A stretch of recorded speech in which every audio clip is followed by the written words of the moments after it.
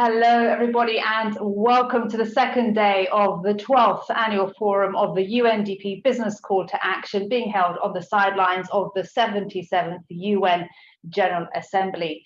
I'm Maria Ramos, and it's my pleasure to be the official Master of Ceremonies for the BCtA Annual Forum 2022.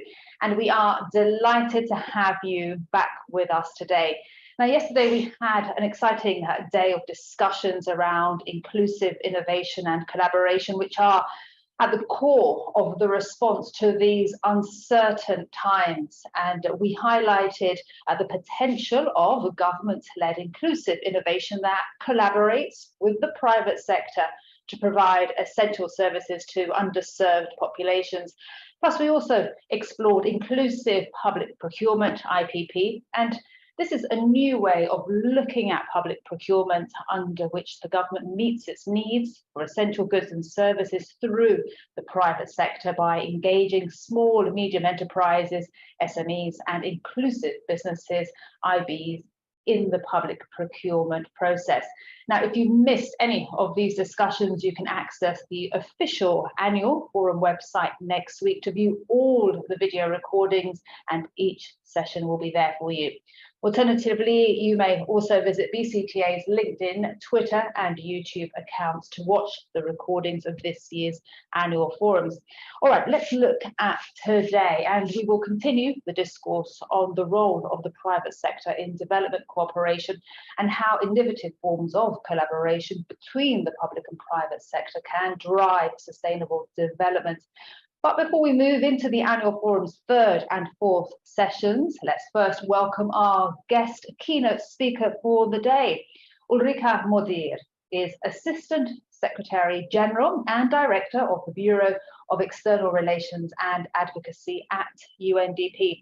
Now, in her role as Director of External Relations and Advocacy, she leads the organization in nurturing and growing key relationships with member states and new and emerging partners. She also leads the UNDP's communication and advocacy as it works to realize the vision of the Sustainable Development Goals.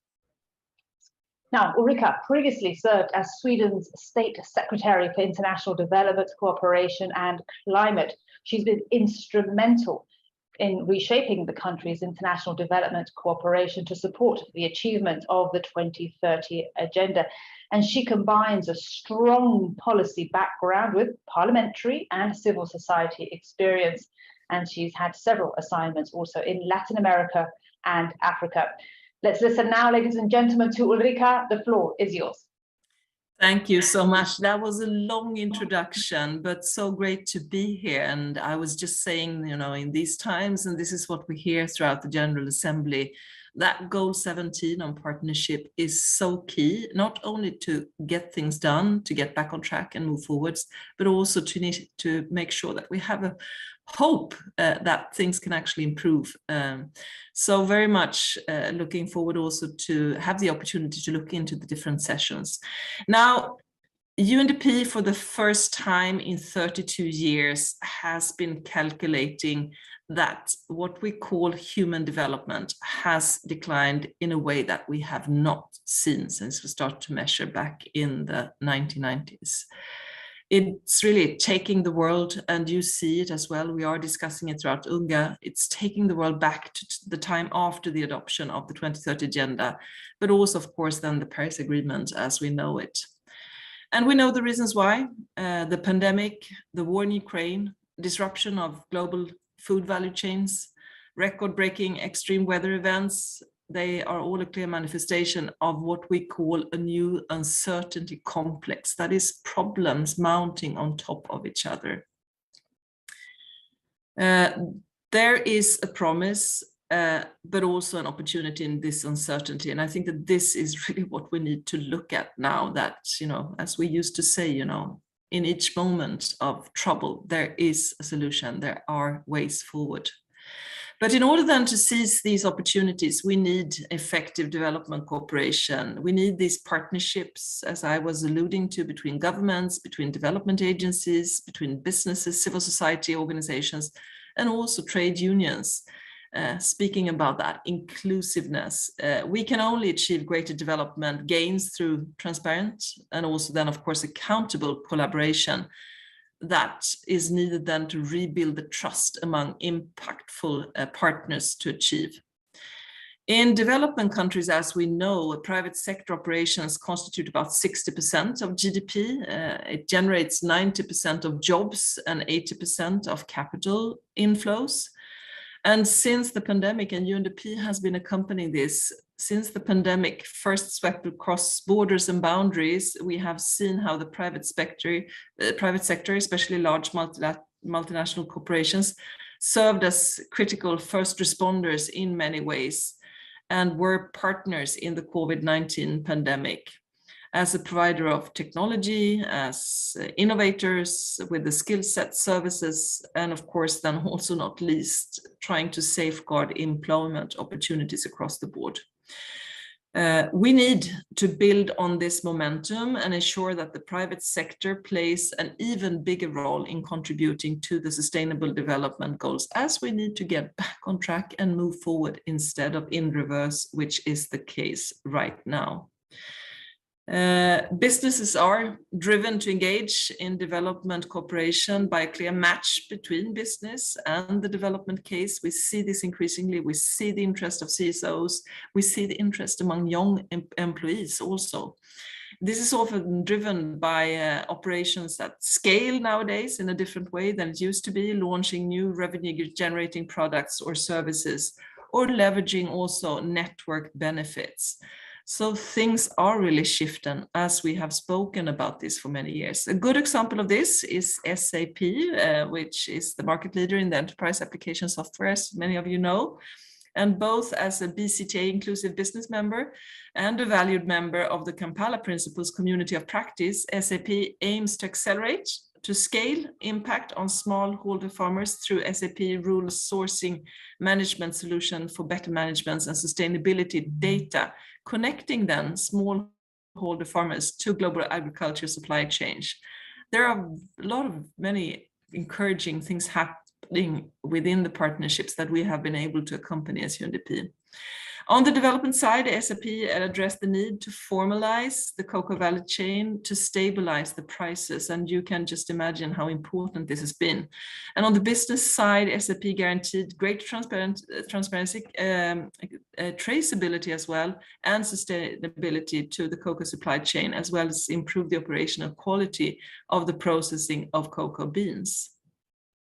It is really critical to find ways to support businesses' capabilities to engage in development and cooperation.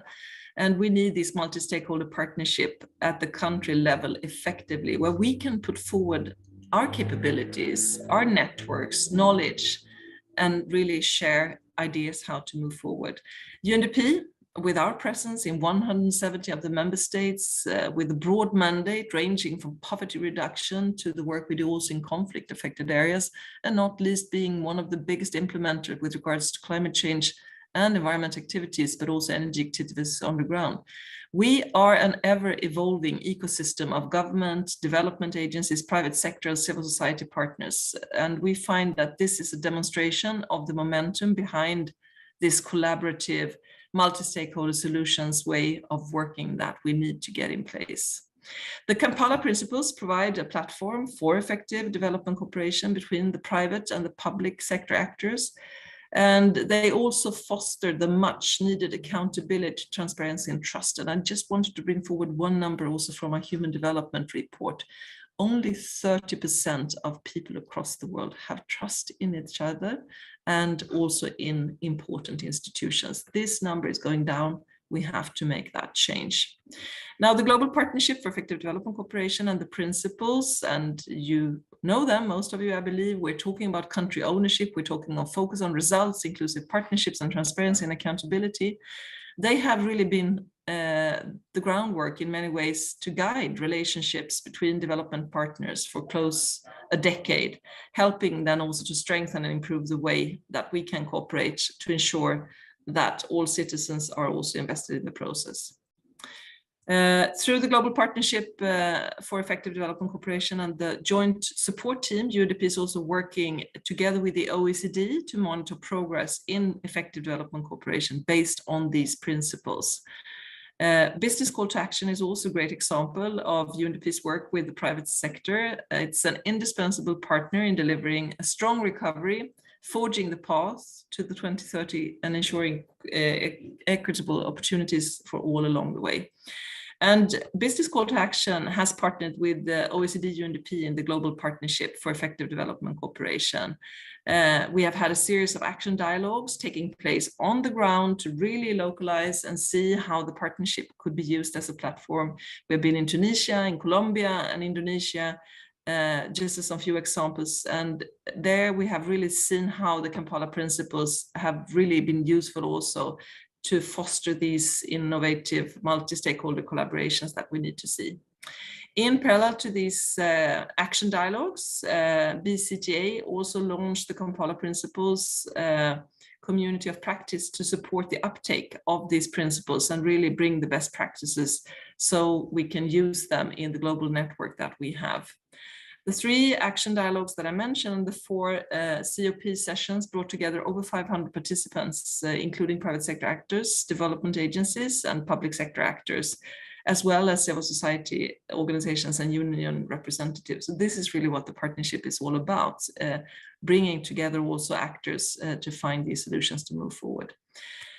We believe that by connecting the dots, we can lead towards implementation of integrated solutions, system solutions that are very much needed to move back, but also to move forward and to do things at scale. But in doing so, we need to look at the local ecosystems. We need to be relevant as always, and this is why we speak about the country ownership for the actors on the ground that wants to be part of this. So really, just to end, my highest appreciation to UNDP partners and those who support these initiatives within the framework also of BCtA. This is very much needed, as I said in the beginning. We need to inject hope that there are possibilities, that there are solutions, and I definitely believe that within this fora, this is what we can do. So let's also bring the findings that we have here, the best ideas, to the countries, to the people that we are there to serve, and let's make use of our worldwide network so that we can also show that what we do at the local level can also be done at scale. I invite you all to look at what we have on our websites, and happy to guide you further as well and to accompany you throughout the sessions today. Thank you. Thank you so much, Ulrika, for that powerful keynote speech. All right, let's continue and get the ball rolling with today's sessions, and they will be focusing on the following: reshaping the future through integrated impact measurement and management, also leaving no one behind, opportunities for effective private sector engagement in development cooperation. Impact measurement and management are becoming a mainstream practice that encourages organizations of all sizes and sectors to plan for, frame, and also measure their impact. And for that reason, session 3 will aim to discuss and share the practical side of adopting impact measurement and management, plus how these practices helped many organizations better understand their contributions towards achieving the SDGs. And session 4, on the other hand, will see how we can amplify the call to action for implementing the Kampala principles. And these are a set of 5 mutually reinforcing principles that provide a platform for effective development, cooperation between private and public sector actors, fostering accountability, transparency, and trust. So without further ado, I now give the floor to session 3's moderator, Thomas Bilo. Take it away.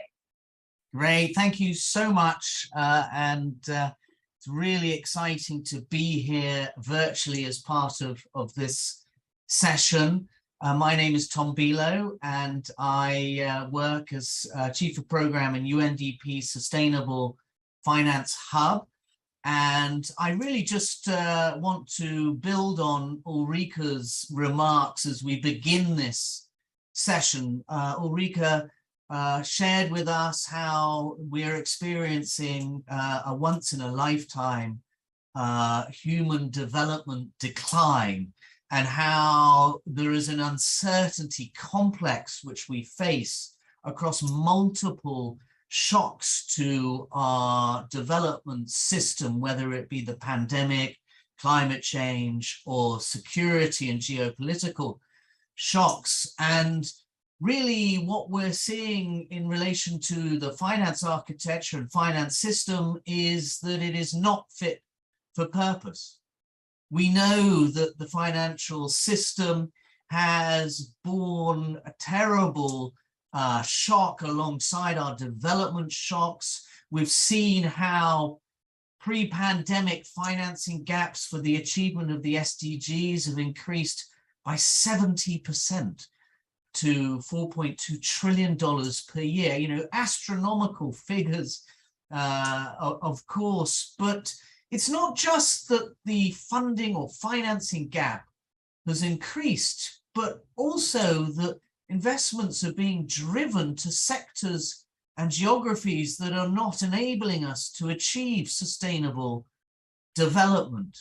We've seen, for example, this year, fossil fuel subsidies, government subsidies for fossil fuels now reach $6 trillion just since the Paris Agreement. And we've seen commercial banks continue to invest heavily, up to $4 trillion now since Paris, in fossil fuel intensive industry. And yet on the flip side, we know that global wealth continues to rise. We now have something in the order of $420 trillion of global wealth in assets. If we could monetize just 1% of that, we would meet the SDG financing gap. But that's not going to happen easily. It's a systemic change that we need to look to. Now, there are some pieces of good news, even in these bleak times. And, you know, one perhaps data point for us to bear in mind is around bond markets. You know, we've seen this year the green and sustainable development bond market top $1 trillion. But that's encouraging, and yet not at the scale we need, because the bond market itself is accumulated at $125 trillion. So it's still less than 1% of the bond market. So there is encouraging signs of change. We need to see that change taking place faster and more comprehensively across the financial system. And even as we do that, the issues of trust that Ulrika brought to our attention are also paramount as we look at changes in the financial system. If we don't have integrity and credibility around our stories of linking investment with SDG related impacts, then our project towards a more sustainable financing architecture is jeopardized. And that's why today we're focusing in this session on SDG impact management and measurement. Some data points that we may want to keep in mind, just contextually. PricewaterhouseCoopers did a recent study looking at companies, a study on companies which showed that 72% of those companies are indeed mentioning the SDGs in their reporting, but less than 1% are actually quantifying any kind of performance impact in relation to the SDGs. In many ways, the writing is on the wall. We have seen how over the last 7 years, there has been a 260% increase in green policy and regulatory measures for the private sector. So we know that there is a drive towards sustainable development that we all want to be part of. But to be part of it, we do need to be credible and have integrity to our work. The UNDP supported business call to action, of course, has been doing much in this area, and UNDP has taken its work with the business call to action and taken our support for SDG impact management and measurement to scale. UNDP works across public and private actors, as you know, and we provide support across the SDG impact management and measurement ecosystem. A recent report from the Business Call to Action, which I believe will be posted in the chat, shows that this really is a win-win for businesses in relation to bringing benefits both for their companies and for society writ large. Just to say, on the public sector side, we work across budget classification systems, taxonomies being put in place around private sector policy and regulation. And on the private sector side, which we'll be focusing on today, of course, in this session, we provide support to a range of actors of different shapes and sizes, tailoring our support for SDG-related impact management and measurement, whether it be for banks or bond issuers or startups or medium and small enterprises. We do have a set of SDG impact standards, which is our gold standard, if you will, for SDG impact management and measurement, but we tailor our support for what we see as an impact management and measurement journey. The changes that we need to see take place do not get achieved overnight. We know that, and we work hand in hand with many of you and others to try and see the transformative systemic change in business practices that is really needed for credibility in this area. I'm going to stop there. We have an amazing panel in front of us to share their experiences and perspectives. We've got a lot to get through. I'm going to have to be a mean moderator for us to be able to achieve that, so apologies in advance to my panel. We're going to have a round first of just getting a taste of our panelists, as it were. I'm going to be giving them just a minute to share really what I hope will be some personal perspectives on how they see the potential of impact management and measurement in enhancing management practices and decision making. So I'm going to go one by one. We're going to have a minute from each just to give us a flavor, and then we'll come back to the panelists with an opportunity for a longer intervention. We'll of course hope that we have some time also for some discussion with the large group of participants here. So this is going to be really exciting. So without further ado, I'm going to go to our first panelist. This is Louise. I hope I'm pronouncing your name right, Louise, and I'll just introduce you very briefly, if you don't mind, to save time. But Louise is the Director of Sustainable Development Unit in Fundació Gulbenkian, and I hope I'm pronouncing that right as well, Louise. Good, thumbs up. Now, Louise, I know that you've got a long experience in this area, so I'm not going to go through each and every part of that. And instead, I'm going to ask you really to speak personally about how you see impact management and measurement, enhancing management practices and decision making. And just 1 minute, it's the taster from you, Louise. Over to you. Thank you so much, Thomas, and what a privilege to be in this panel. Thank you so much for the invitation. So here at the foundation, I think about the BCtA, I think in order to best tackle this new uncertainty complex, as Ulrika was mentioning, I think traditional philanthropy or the traditional provision of the public state will not be enough. So we need to think, how can we best leverage private resources and put the private sector into this game, not only to develop new solutions, but also as a way to find new ways of funding this solution. So, but in order to best track those resources and having a sense that we are achieving the impact that we want and the change that we want, we need to have these practices in terms of measurement and management of impact. But I think sometimes, and that's my personal view, for a funder perspective, that sometimes can be like the starting point of creating a burden for the organizations that we are funding in order for us to best track them.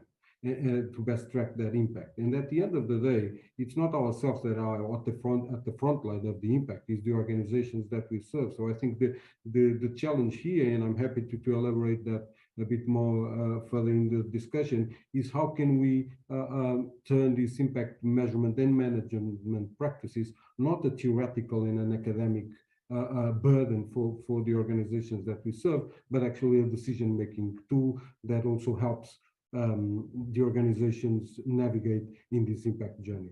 So we're really happy and excited to be part of this discussion. Thank you so much. Luis, really helpful. So moving from theory to practice, that's going to be a challenge for us in this discussion. Now I'm going to move straight on to Shantanu. There you are, Shantanu, lovely to see you. Welcome, Chief Operating Officer at the Mahindra Home Finance. Wonderful to have you with us. I don't know if colleagues are all aware that this is a unique business catering to the bottom of the pyramid, as it were, in over 88,000 villages with 700 branches in India. So this is fantastic, Shantanu. I'm going to ask you the same question. Personally speaking, what is the potential of impact management and measurement as you see it? Over to you, Shantanu.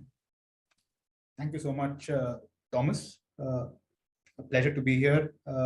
Just a brief overview. We are a billion-dollar mortgage financier in India. Started in 2007, and over the last 15 odd years, we've impacted or given loans to over 1 million customers across rural and semi-urban India. Our average ticket size of the loan is only as little as $1,500. And so we are really helping unserved and underserved customers in rural and semi-urban India. Coming to what you said, Thomas, I slightly disagree. I think there is a desire within all of us to be a business or to be profitable, but also to have purpose, right? Doing good even as you do well. And obviously there are maybe two extremes. You could do well as an NGO, but then you might not have the profitability to be sustainable, or you could do it as a business enterprise.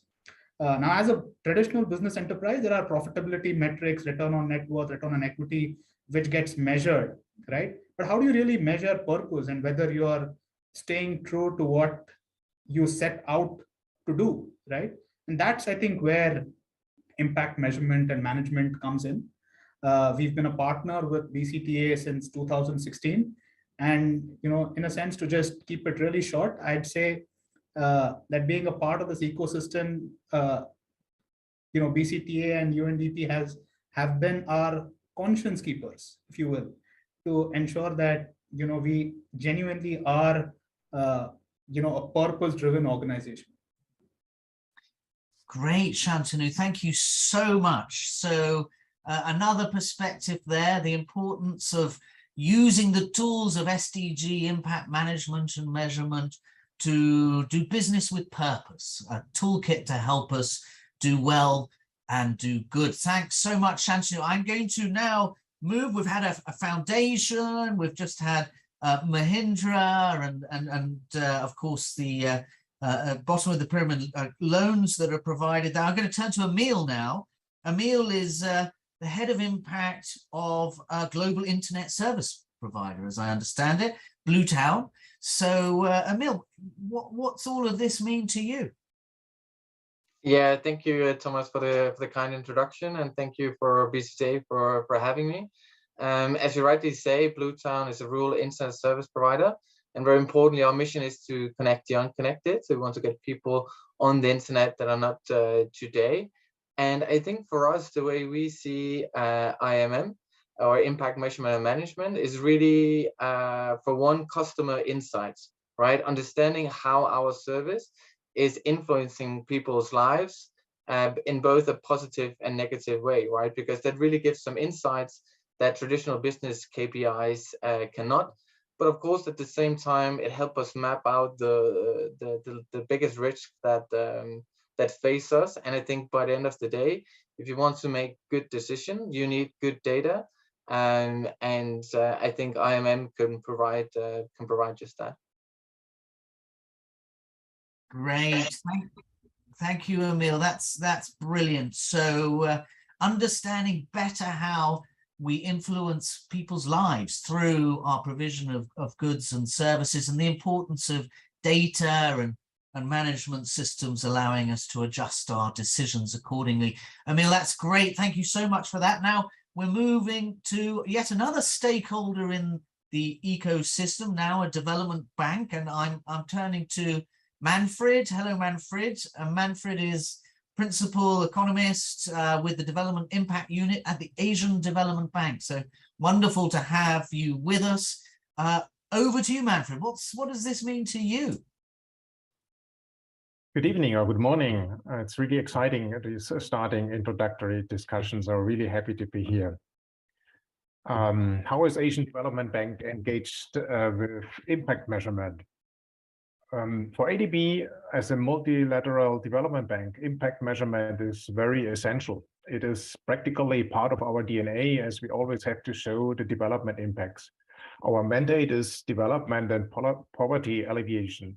That is particularly relevant for the development cooperation projects that we do with the governments that are not commercially viable and where we spend taxpayers' money. But now, looking at the private sector, and I'm representing ADB's private sector window here, ADB's engagement also need to be justified there. We should be additional, not crowding out commercial lenders. And in addition to assessing the risks, we also look at the development impacts. As funding is limited, ADB's private sector department needs to select good investments. Expected impacts play a crucial role here, and we try to integrate them into decision-making. We know this comes with challenges. How to measure this, how to balance the different goals, and how to monitor the achievements. I understand these are the topics for these panels, and we will learn a bit more about that later. Great, thanks, Manfred. So, yet another perspective from the ecosystem of actors in the SDG impact management and measurement space, where, of course, multilateral development bank like the ADB directly accountable for impact, development impact. So how can SDG impact management and measurement help feed development impact into the calibration of decisions that the ADB has to make with its private sector partners? Thank you so much, Manfred. Well, what an inspiring and rapid introduction to the panel. I apologize to the panelists for being so quick there, but here's our opportunity to linger a little longer with each of you and hear more about you and your organizations in this area. So, Louise, I'm coming back to you. I've got a couple of questions for you, which I hope you'll be able to answer for us. The first is, for your foundation, what are the key aspects of impact management and measurement that you focus on before investing in another organization? And as you tell us about that, it would be great to hear a little bit about some of the value of the innovative instruments that we sometimes use in this space that we all hear about, like social impact bonds. How do they work? How can they relate to this agenda? So, Louise, over to you. Thank you, Thomas.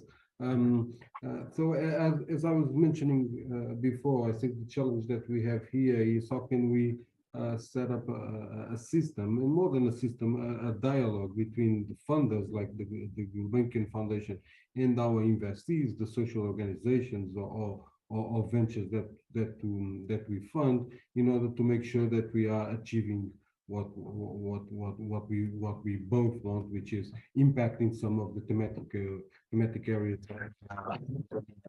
focusing on. In most of the cases, sometimes what happens is that each of the funder has their own impact management and measurement system, and sort of like imposing that reporting to the social venture that they are funding. And at the end of the day, that is not discussed with the social organization, so we actually don't know if that is like the best option for them. And then on the other side, that social organizations, because it has multiple resources and funding streams, sometimes ends up today having to report differently to the different organizations, in most of the cases reporting about the same thing in a different way, just for the sake of like each of the funders having their own impact and management and measurement system. So I think that the first highlight that I would like to make is that this should be first negotiated with the social ventures, in order to make sure that this is not simply a reporting tool that turns into a burden for these organizations, but actually something that is meaningful for us, but also meaningful for the social organization, that can be perceived from the social organization as an instrument that can improve their performance and then best feed their decision making tool. So I think that the other point that I would like to stress is that I think it's not only about KPIs, you know, and having quantitative data on impact. A lot of like social and environmental impact is nuanced. So we also need to have qualitative ways of reporting that impact on space. Of course, we always like numbers, and we always like to report numbers to give a size of the impact that we are achieving. But it's not, impact is not only about size and scale. So we need also to ensure that we have that ways of qualifying our impact and not only quantifying our impact. Now turning this into like some concrete examples and using social impact bonds as you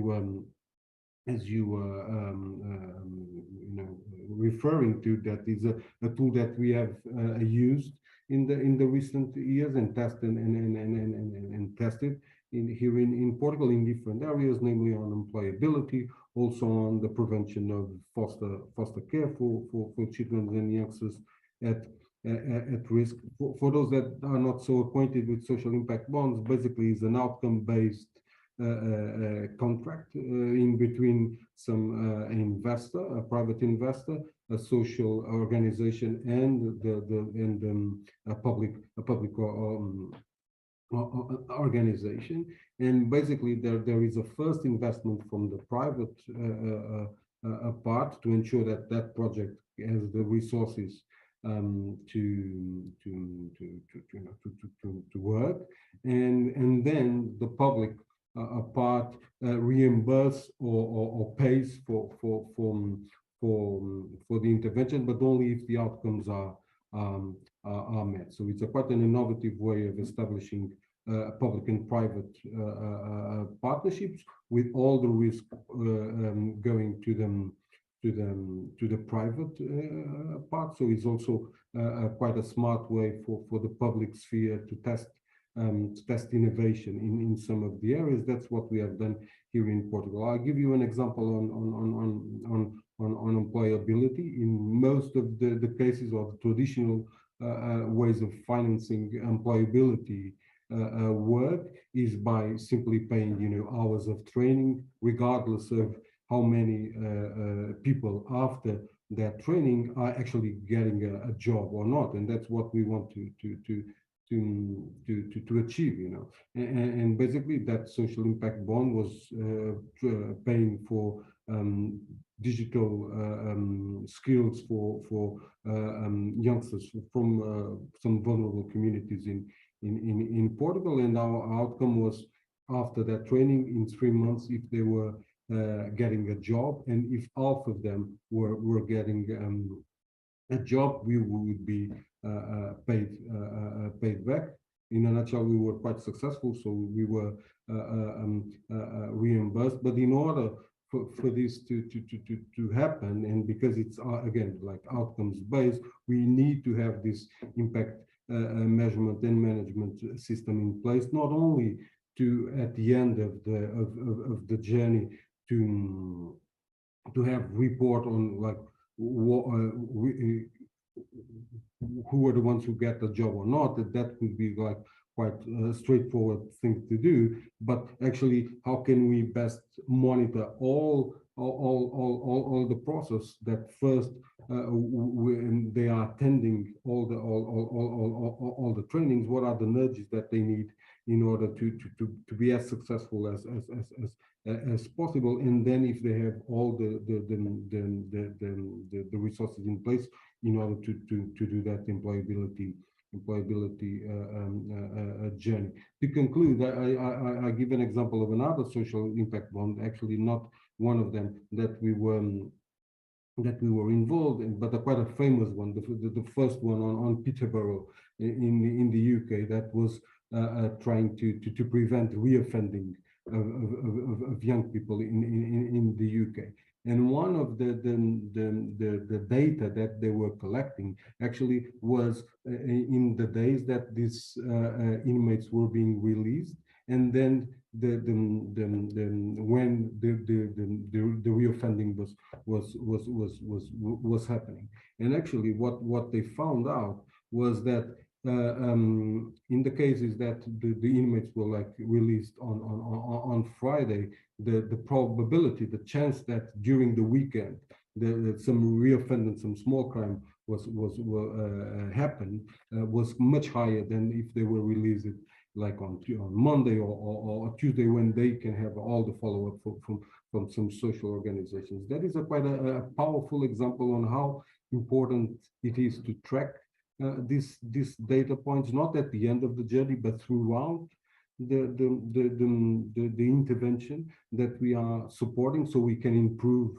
our work and our performance. Of course, when they found out this, there was quite a simple decision. We will not release the inmates on Friday. We'll release it in the beginning of the week, and with this when these social organizations are available to best help them in this journey. So in a nutshell, that's what we are doing, and using social impact bonds not only to test innovative funding instruments for the sake of it, but actually as a way to best collaborate between the different sectors and achieve greater impact. Thank you so much. Well, Luis, thank you so much. That was really, really enlightening. And I think, from your perspective, from a Gulbenkian Foundation perspective, I'm hearing, the importance of understanding that our clients and partners have existing systems and monitoring frameworks, and that this has got to be a process of dialogue and exchange, with the intent to graft into those systems and monitoring frameworks, SDG or development, impact management and measurement, which includes that quantitative and qualitative dimension. I really enjoyed your expose on social impact bonds and how you framed it as, yes, a catalytic investment in development, but also most importantly, a vehicle to embed sustainable development, impact management and measurement into partnerships, into the ecosystems. And I really felt that the benefits of what you were describing there were not just in relation to the specifics of the instrument, but also the knowledge and data, the way in which that evidence can inform policy. And that's, I think, the story that you told on the prison release and reoffending example. So thank you so much. That was really illuminating. I'm now going to pass back to Shantanu. And Shantanu, I've got a couple of questions for you as well. How do you define in Mahindra impact management and measurement? That's my first question. I mean, how do you define it, and how has it shaped your actual decisions in the recent past? And then if you could tell us a little bit about, how you see IMM in this new uncertainty complex that Ulrika also raised, when bottom line pressures to raise funding and are very stark and challenging. So Shantanu, if it's okay, over to you. Thank you, Thomas. Frankly, social responsibility and the company has a vision of transforming lives So for my organization, IMM gets quantified by, the growth of the business itself, how many people we touch, how many lives we touch. And frankly, by virtue of being in kind of deep rural pockets, it's basically expansion, branch count, loans given, homes built, because all of that has cascading impacts on things like, how many women actually are empowered, because they will all be co-applicants in the loan. They will have a home in their name. They will have a title to a piece of land. Sanitation, education, all of these things have cascading effects once you have a good home, right?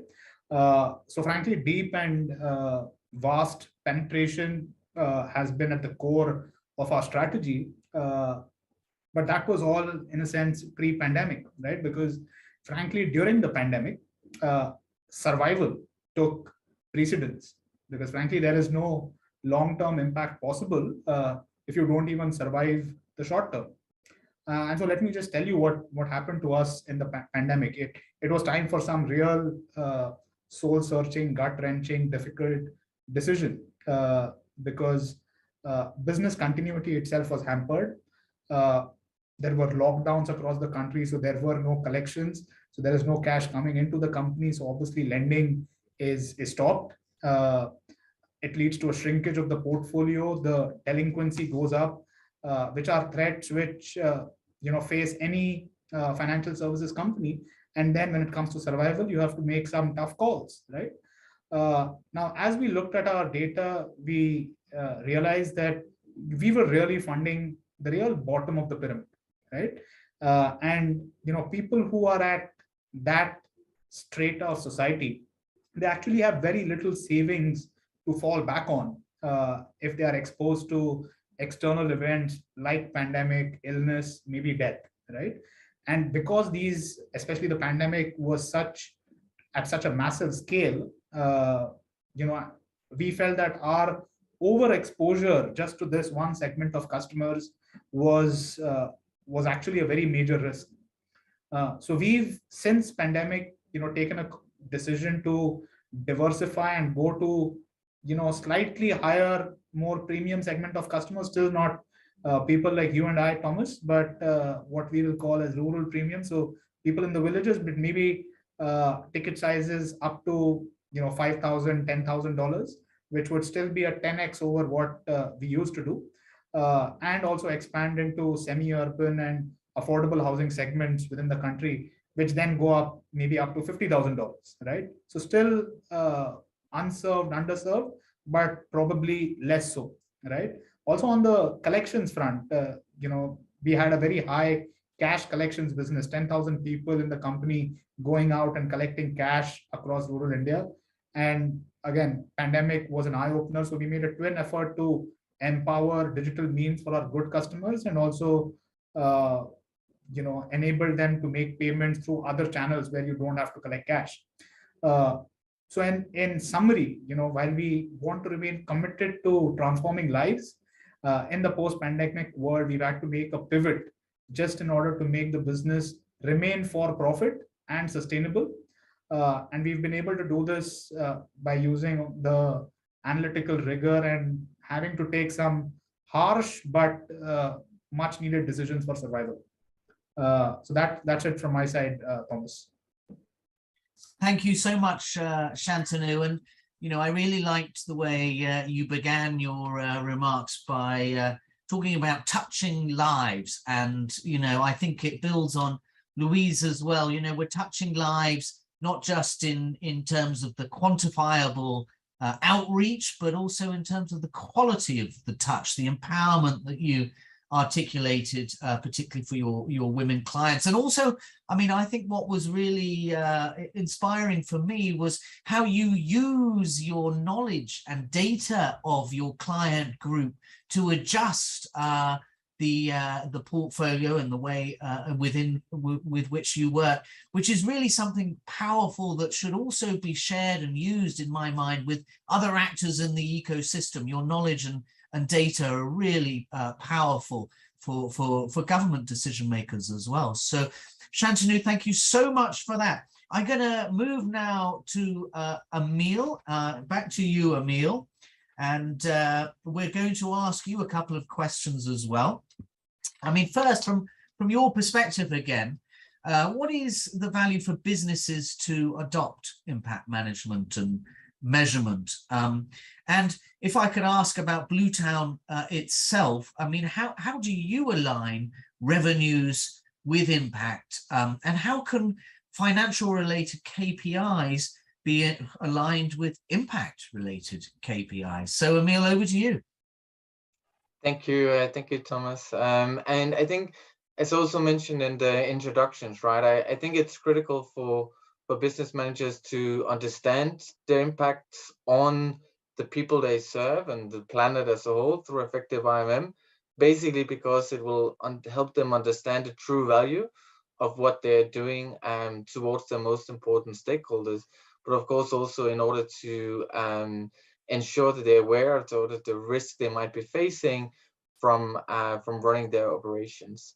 And I think if we zoom in on customers, right, or users as one of the most important stakeholders, obviously, I think it should be perceived internally and in management decisions as deep customer insights. As mentioned, I think in the introductions also that if you manage to make a positive impact on a user from using your product, the likelihood of that user continuing to use your product or even use it even more, I think is more likely. So making sure that you understand what kind of impact is it that what you want to have and be able to measure sort of the pathway to that impact is really critical to achieve the impact that you want, but also to understand how your product is influencing the customer, the user. And I think that also benefits you in terms of marketing your product if you truly understand the value of it to your customers, or where perhaps that your product is not quite performing as you wanted to in terms of creating value for a customer, then that should be relevant for any manager. And I think again that goes, if you look at the adverse effects of your company or your product, the better you are at mapping where you have the most substantial adverse risk, the easier it is for you to make effective mitigation strategies to avoid it, and also to engage with your stakeholders concerning those areas where you might not be able to prevent adverse effects. So I think you can say that by adopting sort of effective IMM in your management practice, it can increase your responsiveness to your customers' behavior and wishes and ways of using your product, and also in terms of living up to key stakeholder demands by lowering risk. And what we've done in Bluetown is that we've integrated our impact KPIs with all our business KPIs. So essentially, they're not disaggregated from each other; they're completely joint, which is based on the conclusion that if you want to be a sustainable business, then what's important for impact must be important for our financials, and vice versa. And one thing integrating IMM did to our sort of core KPIs was to disaggregate all our customer KPIs on demographics. So most importantly, I think in terms of gender. So basically, we want to connect the unconnected. And if you look at both globally, but in particular in the global south where we operate, there are a lot more women being offline than men. So if you want to achieve our impact mission, we need to find effective strategies of getting more women online, and we need to be able to track it. At the same time, if we want to be a sustainable commercial business, we need and we're operating in areas that are chronically low income and where digital divides are high. In order to also have a financially sustainable business, we need to find effective methods of getting more women online, because otherwise we have half the potential customer base being out of our reach. And measuring that, or having each of our customer KPIs always gender disaggregated, also means that we can quickly highlight where could be some communities or areas where we are not performing well, and what might be the reasoning. And So one of the first results that we got from this, which were actually quite simple when you think about it, was simply that our resellers were predominantly men, or at least in areas where there was predominantly men, we had fewer female users, right? So that was a huge problem for our impact, but also for our business, because it meant that if we hired female resellers, our potential user base would increase. So just to use that as an example of how, you know, business and impact must go together, or at least we've seen that being very effective in both increasing our impact and the financial viability of our business. Another example on more sort of the environmental front. So the telco industry, which we're part of, is one of the most polluting and emitting industries in the world, and in particular in rural areas where the big telco towers are typically powered by diesel engines that pollute locally and emit a ton of CO2. So when we develop our solutions, we knew that they needed to be solar powered. And of course, the big challenge is to make our systems energy efficient enough to be able to run solely on solar. And so one thing is that the more energy efficient we make our systems, the better it is for the local communities, for the CO2 emissions at large, but also the more cost effective is our service to build and to run. So the two goes very much together. And I think also in terms of internal motivation, you know, having a KPI that's truly about reducing our company's emission, reducing our footprint, reducing local pollution is really something that can motivate you as an employee or as an engineer working on marginal improvements. You know, working on marginal improvements to increase your investors' return, you know, can be a motivation, but to do it to help the communities you're working in, I think is a much larger motivation. And so again, I think to sort of sum up, if you want to be a sustainable business, the impact that you have, or the most important impact indicators you have, must be aligned with your most important business KPIs, because otherwise there is something you know, misaligned between your intention and what you're actually doing. And again, I think that also helps you use IMM in a way that's not something that's an extra bureaucratical exercise in your company, but something that provides a direct value. And I think, you know, it was also mentioned earlier around quantitative versus qualitative indicators. And I just want to also highlight that while a lot of the things we do are quantitative, because they're also easier to report, stakeholders to understand it, managers understand it, etc., some of the most powerful things can come from qualitative. One thing that we're doing is we are simply, when we're serving our users, we always ask, so what is the most significant change in your life based on using this service? And it's a completely open-ended question. And often it highlights some areas where our fixed systems did not capture well enough, both some of the potential negative impact, but also some of the positive impacts that really mattered for people. So I just want to really highlight the importance of also doing qualitative measurements when working with IMM. So I think those were the comments from my side. Thomas, thank you. Really, well, that was absolutely fantastic, Emil. And I love the way our panelists are nodding and agreeing with each other as some threads through the conversation come out, the importance of quantitative and qualitative measurements. I also loved the way, Emil, you talked about the whole business model, all the way down to individual motivation, something that Shantanu also raised, the values by which we make decisions in our lives, sometimes driving the way that we do business, and how sustainable development, impact management and measurement can actually facilitate that right down to the individual level. I also really enjoyed the way that you described how understanding clients and users is really quintessential to better calibrating business to risk and return.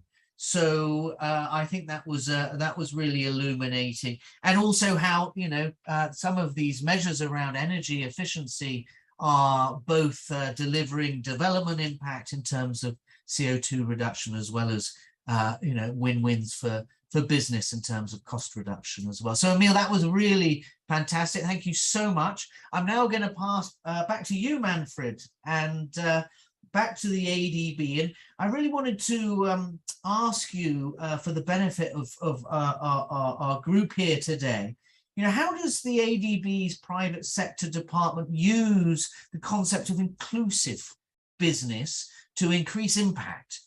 And if you could also, you know, tell us about how you know whether an investment does impact and benefit low-income groups, what sort of measurement frameworks you use. So Manfred, over to you. Thank you.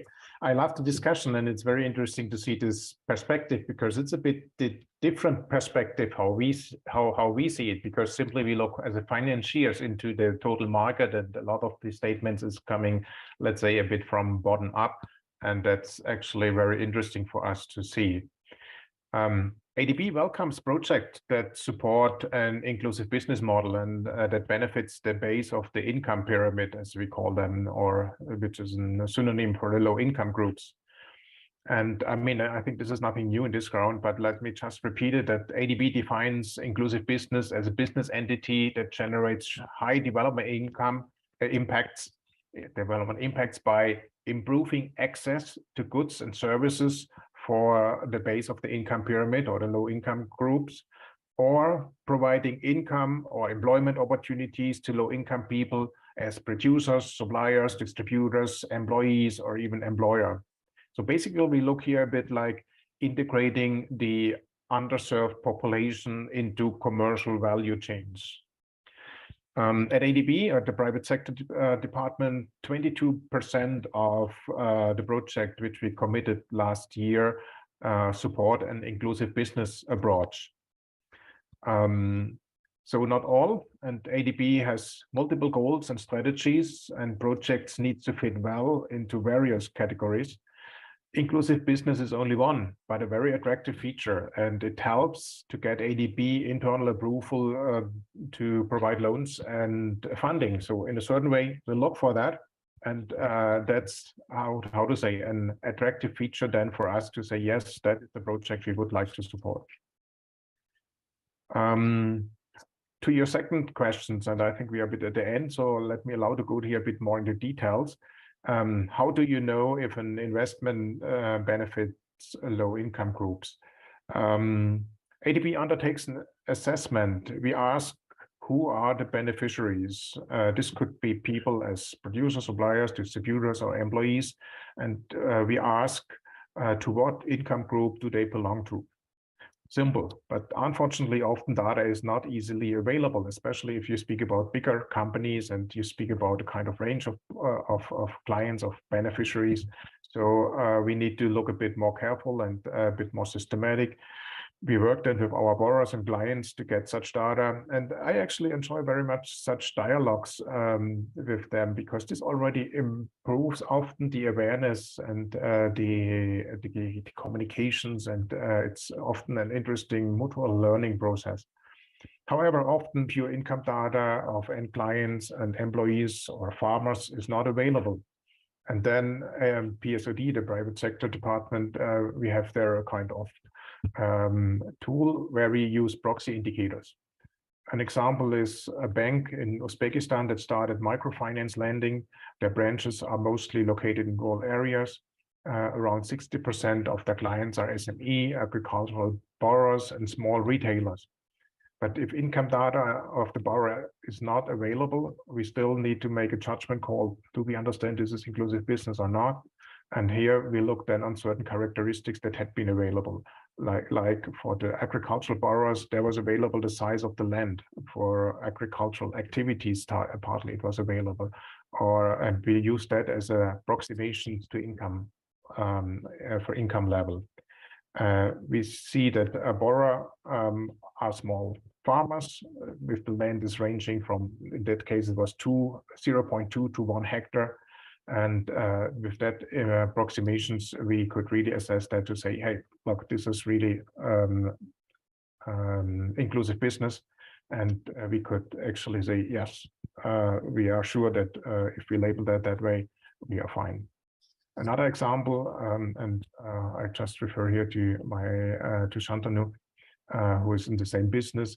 If we look into low housing financing, we look on refinancing the banks, not the end clients. But if then this bank is, for instance, using a national scheme, a kind of a subsidy program where they have reliable qualification system, we as well can use this data to say, oh yeah, if so many percentage of them is actually qualified for a certain subsidy or for a certain government program which is targeting low income, then we know as well that this is a low inclusive business. So such proxy indicators helps us. And if you are a bit looking into that, actually, it's not too cumbersome to come to the conclusions. And for us, this is really a kind of important label if we have this. And therefore, I can only say, yes, it's details and it's a bit assessment work, but the message what you can attract to that as an entity on the business level, but as well as a financier is always good. And it's basically reinforcing the good things that this company is already doing. Not sure if I could go on explaining others, but I think time is as well running. So I turn back to you, Thomas. Yeah. Well, thank you so much, Manfred. And again, bringing in a different perspective, a different role that you have in the ecosystem as a financier, a multilateral development bank. You really helpfully described for us how, integral to the bank's model is development impact, and right from the identification of projects, the importance of development impact is critical in the decision making. You also highlighted to us, I think, how your role in the ecosystem requires that your partners and clients also have impact management and measurement systems in place that can enable you to be accountable for the impact of your financial flows. So that was really interesting, Manfred, to share that slightly different perspective. Now, we have a large audience and some questions are coming up, and I'm seeing them in my chat. I have to paraphrase them a little bit, so apologies to Christine and Maximiliano in advance. Our first two questions come from then. And our first question from Christine is really about the multiple measurement and reporting frameworks that are out there, the multiple standards around impact management and measurement. And I think our question is really around how that might be a bit of a distraction, how it might actually prevent what we're trying to take forward in terms of impact management and measurement by undermining the capacity of some of our clients and partners to really focus on impact and impact measurement. Now, I see a few nods there. I'm gonna start, if it's okay, with Louise, because Louise, this is something you yourself raised. Can you share reflections on that question? Yeah, I think I was nodding because I was agreeing with that. Sometimes too much frameworks cannot be like the best solution, because we actually start to compare that frameworks in order to check what are like the best ones for us to use, and not actually making the best question is, why are we doing this? And if all this instruments and quite a complex system is actually needed in order to do what we want to do, and also trying to best balance, in terms of like time management for the social organizations, what is actually more feasible. I think on the other side, I think we will never have the perfect system in order to track impact. I think it's a matter of like testing some hypotheses and improving as we go.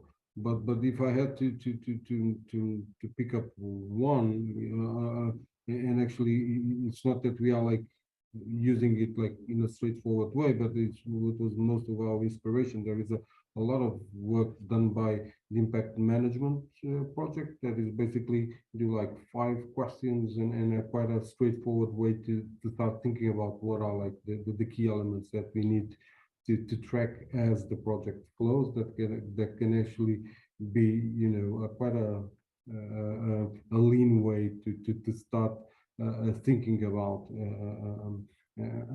this. But sometimes, you know, and to finish as I started, I think it's we need to practice what we sometimes preach, and not, you know, sometimes spending too much on like academic discussions about the best framework, but actually test it out and improve it as we use it. Thank you.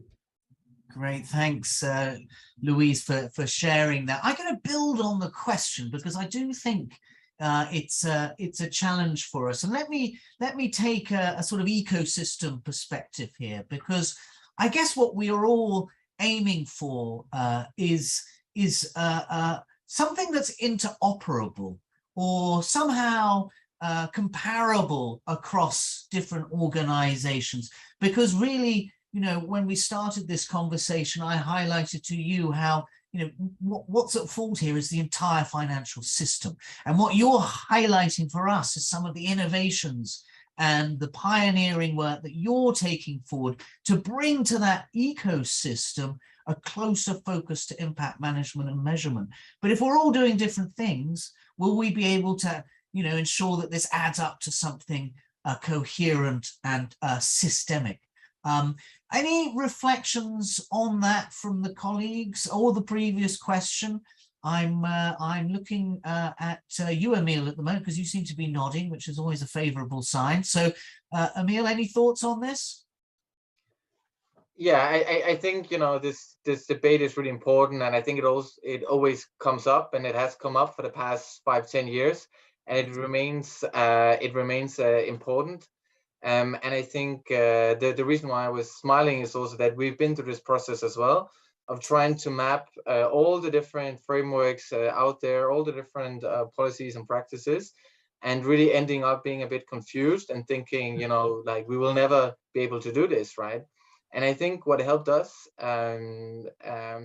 was at the end just focus on what matters most for your company, organization, and what matters or where you have the highest impact, be it positive or negative, right? Because if you focus on sort of your core stuff and perhaps have some sort of relation to the SDGs, which seems to be quite universal, and then chances are that when you then are faced with a Manfred and ADB or another financer investor, you will be able to take your framework and adapt it to their needs when it becomes relevant.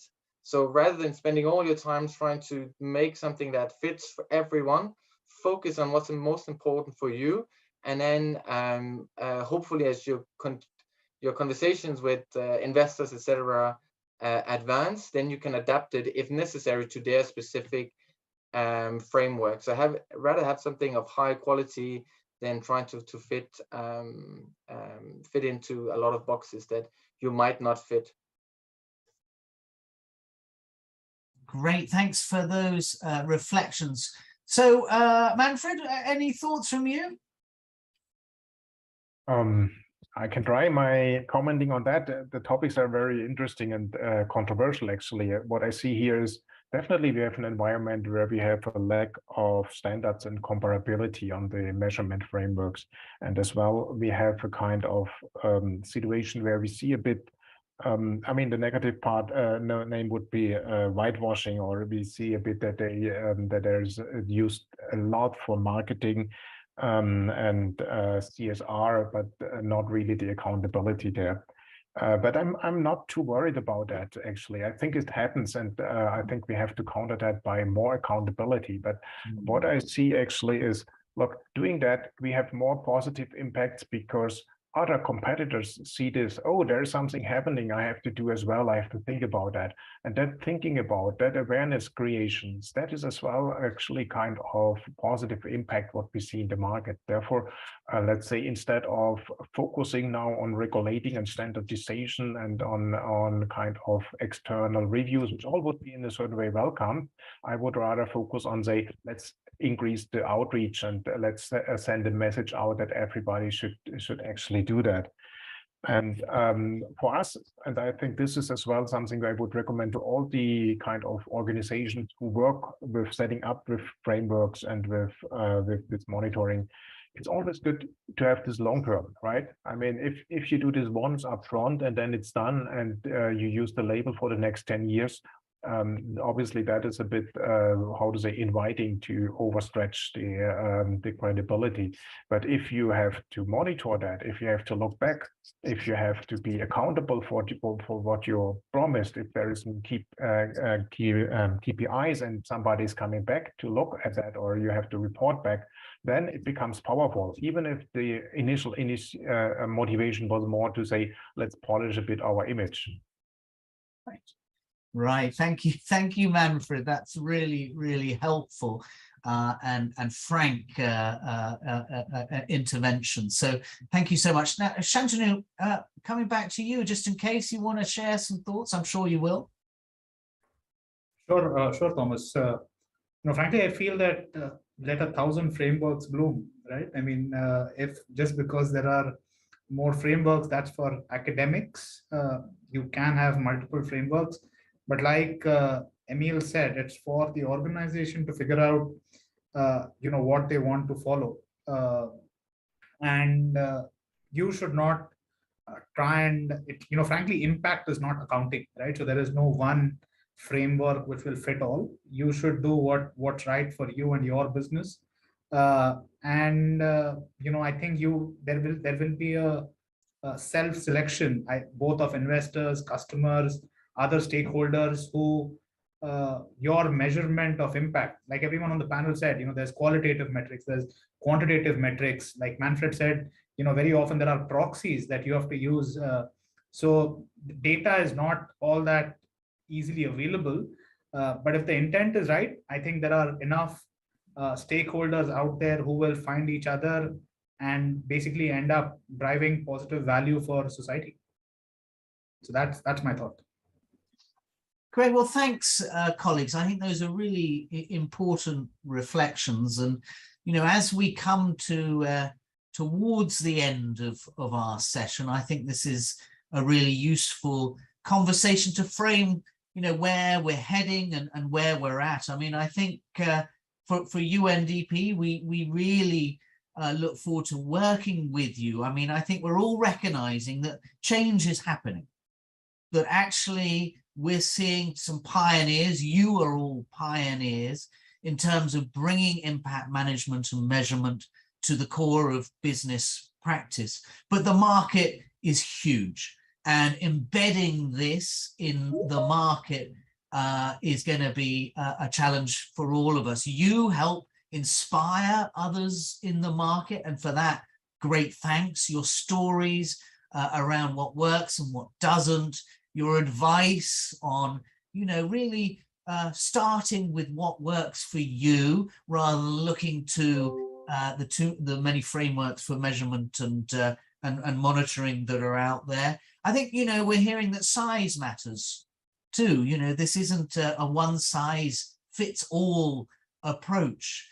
I think that, we've heard from a financier, from the Asian Development Bank, and again, thanks for that, Manfred, that you have a slightly different function also in the market, in that you can catalyze change in your partners, in clients too, in terms of how they look at impact management and measurement.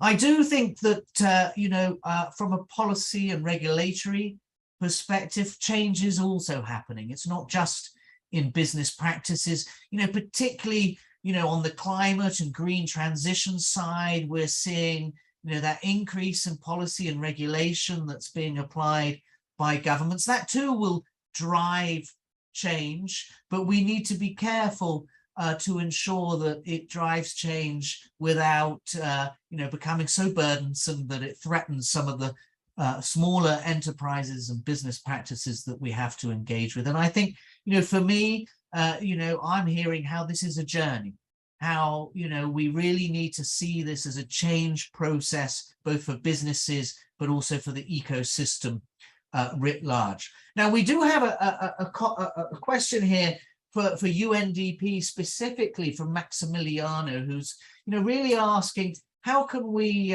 pivot the capital markets, venture capital, towards more impact-oriented investment, particularly in the segments of the population that need it most. Now, I'm going to I don't want to monopolize the conversation. It's a question to me, but why would I answer it when we have the four of you there to help answer that question? So it's less about the impact management and measurement side, but more about the capital flows side. What is it that we can do to pivot, as I say, more financing towards these more impact-oriented areas? Now, I know we heard Louise about social impact bonds earlier as an instrument that can do that. Now, I hope we can hear perhaps a bit more about that or some other examples, and then we'll have to wrap up and let colleagues go to their coffee break. But any thoughts on that? How we can pivot more capital investment into these forms of development-oriented investment? Maybe Louise, because you started with social impact bonds, and that's one form, that's one instrument for this. Any other reflections from you before we pass around to our other colleagues? Sure. I think we've mentioned social impact bonds, but we are also using other instruments. We are also investing in some impact VC funds, and for us it is been a great journey, because as you know, the model of the foundations is based on like managing our assets in a way that assets provides a return, and is based on that return that feeds the annual budget of the foundation. But foundations can be special investors, and the way they allocate their assets can also be a way to accomplish their impact, and in the impact and accomplishing their mission. And a lot of the foundations are making this shift for trying to check what are like the impact investing opportunities that can be better for allocating their resources, and we are doing that. And one of the ways are via this by investing in impact VC funds together with other investors, namely from the private sector. But again, the foundation can be quite a credible investor on these vehicles, and that also gives more trust for other private investors to step in. And we are lucky enough to have other companies also investing. Another topic that the foundation is not working at the moment on that, but there are other foundations, particularly Italian foundations, that are doing, is in what concerns with accessible housing, and the housing can also be quite again like a traditional investment, but it can have this lens of impact, particularly by providing at accessible manners housing for people that otherwise will not have access to. So I think it's just a matter for us to start thinking. There are many ways that we can attract private capital to this arena, because impact at the end of the day is also an economic opportunity. And I think here at the table, and I'm not speaking for myself, I think we have some leading examples on how can we best blend business and impact. And I think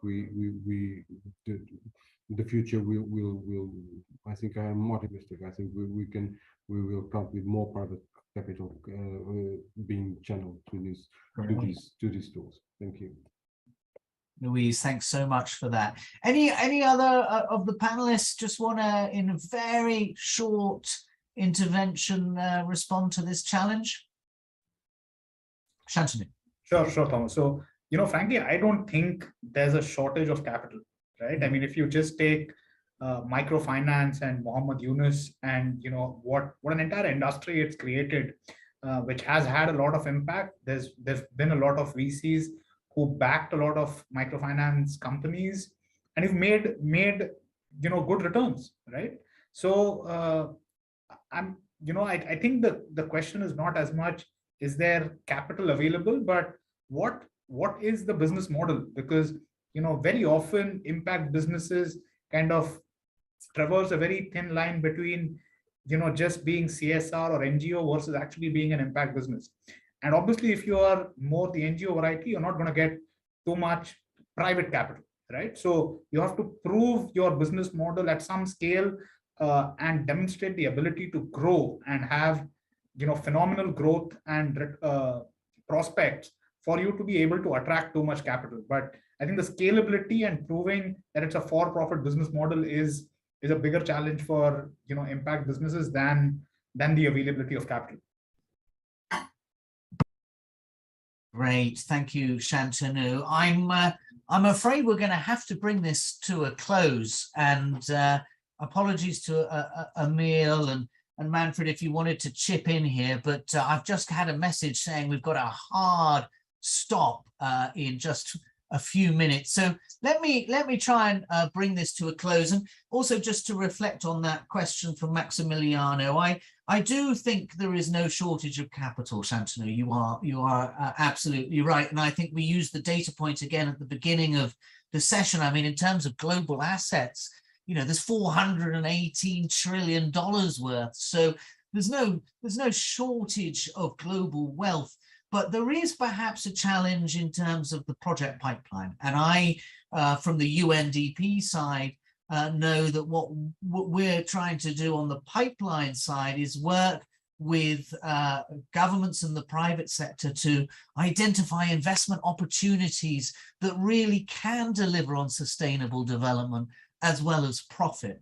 And we have a team that's working in many countries now developing SDG investor maps, which really try and identify those opportunities, and then working with intermediaries to turn those opportunities into actual projects through origination and then towards due diligence for finance. And I think we can all do a lot together to identify those potential projects for capital investment, because there is, as you say, Shantanu, no shortage of capital, but we may need to help identify the opportunities for it to be deployed. Now, at the heart of all of that is what we were talking about today, impact management and measurement, because again, for us to have any credibility as protagonists, as champions for sustainable development, whether it be in our business, in our organization, or in the international community, we have to be able to tell a story of impact. And it's through the innovations that our panelists today, so thanks for joining us, have articulated the ways in which their organizations are bringing sustainable development, impact management and measurement into business practices, that we will inspire and be able to ensure that we move to a systemic change for the international community and our partners at the country level. So I really want to thank you all, Louise, Emil, Shantanu, Manfred. Thank you so much for such an inspiring discussion, and also to the colleagues who we can't see, who we hope have been listening and enjoying as much as I have been.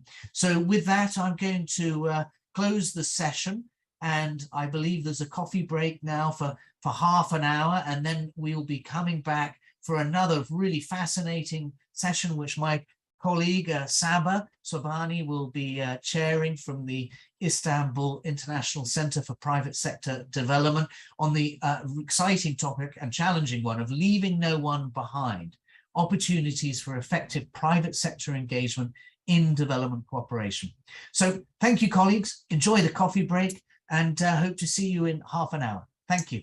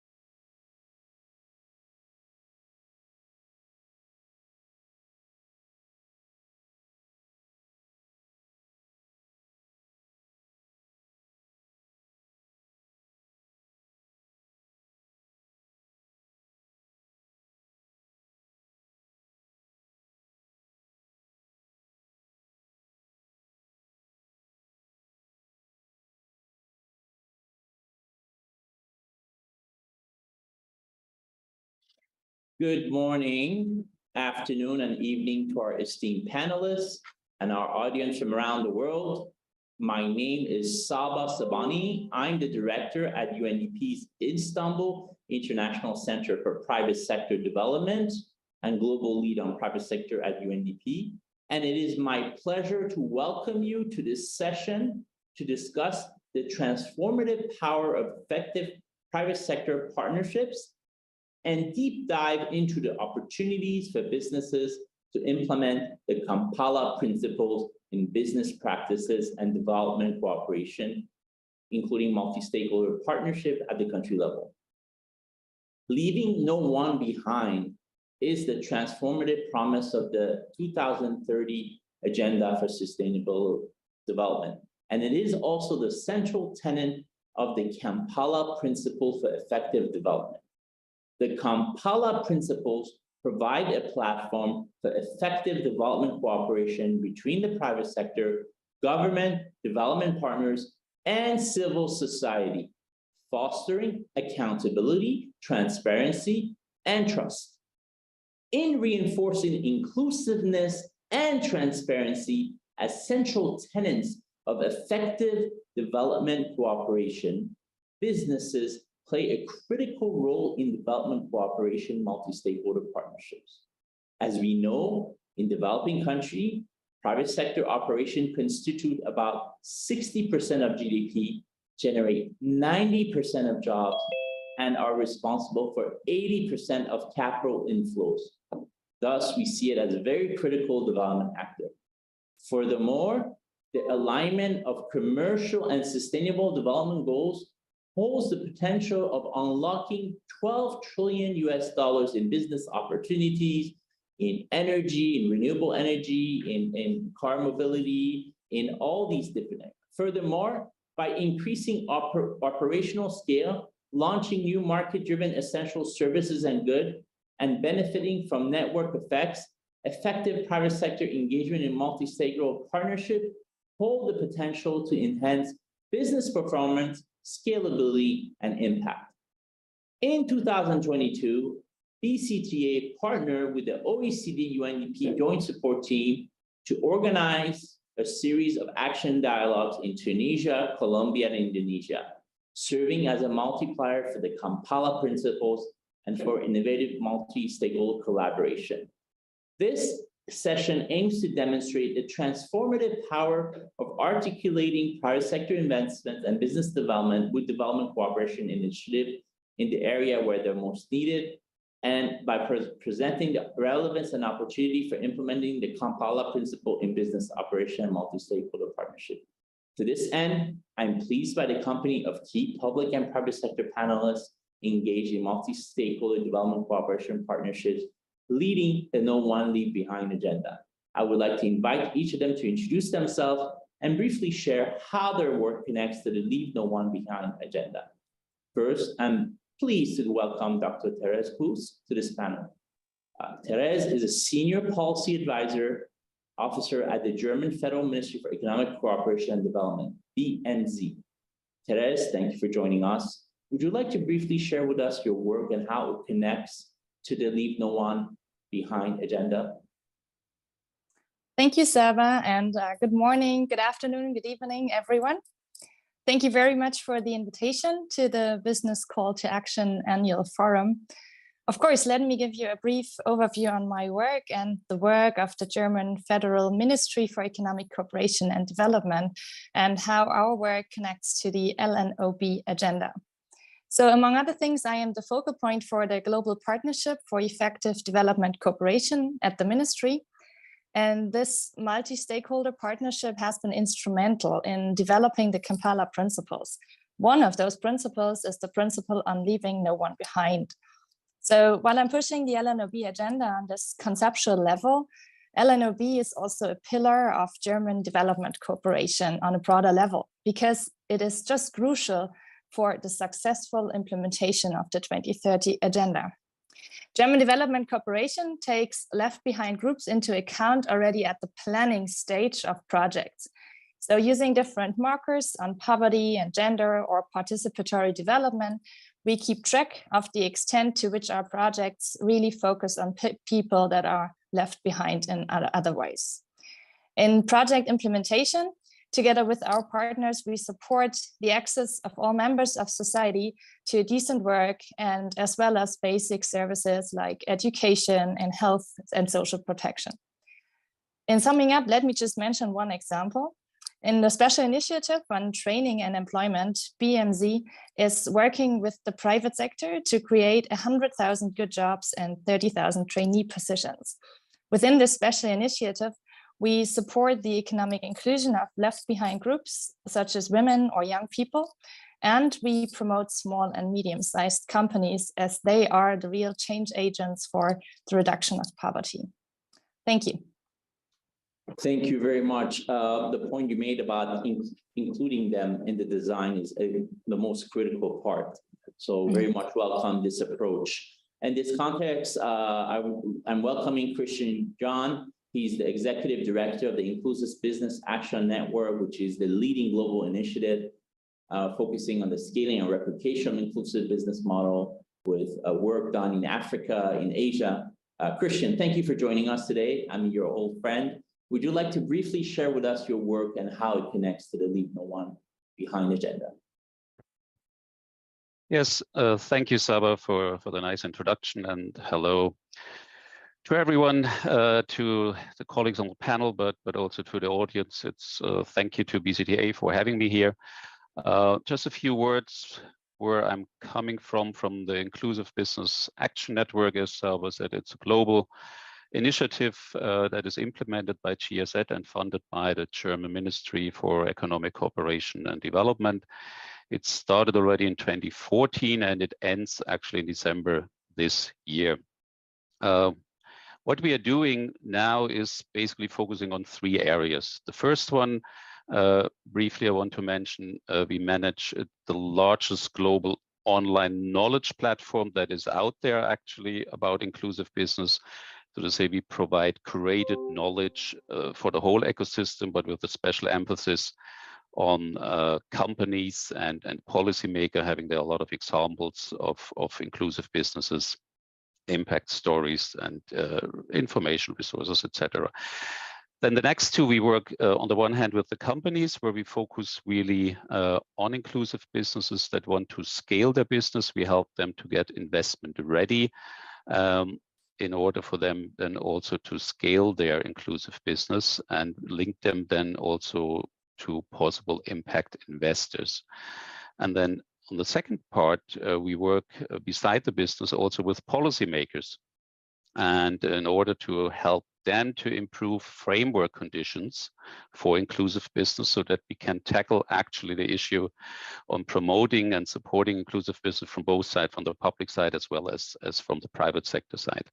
And so, I mean, it makes it already quite clear where we have the connections, but just to spell it also out, I mean, in our perspective, the inclusive businesses are really aligned with the SDG, ESGs, and all socio-ecological transformation agenda with a special emphasis really on leaving no one behind through the private sector engagement.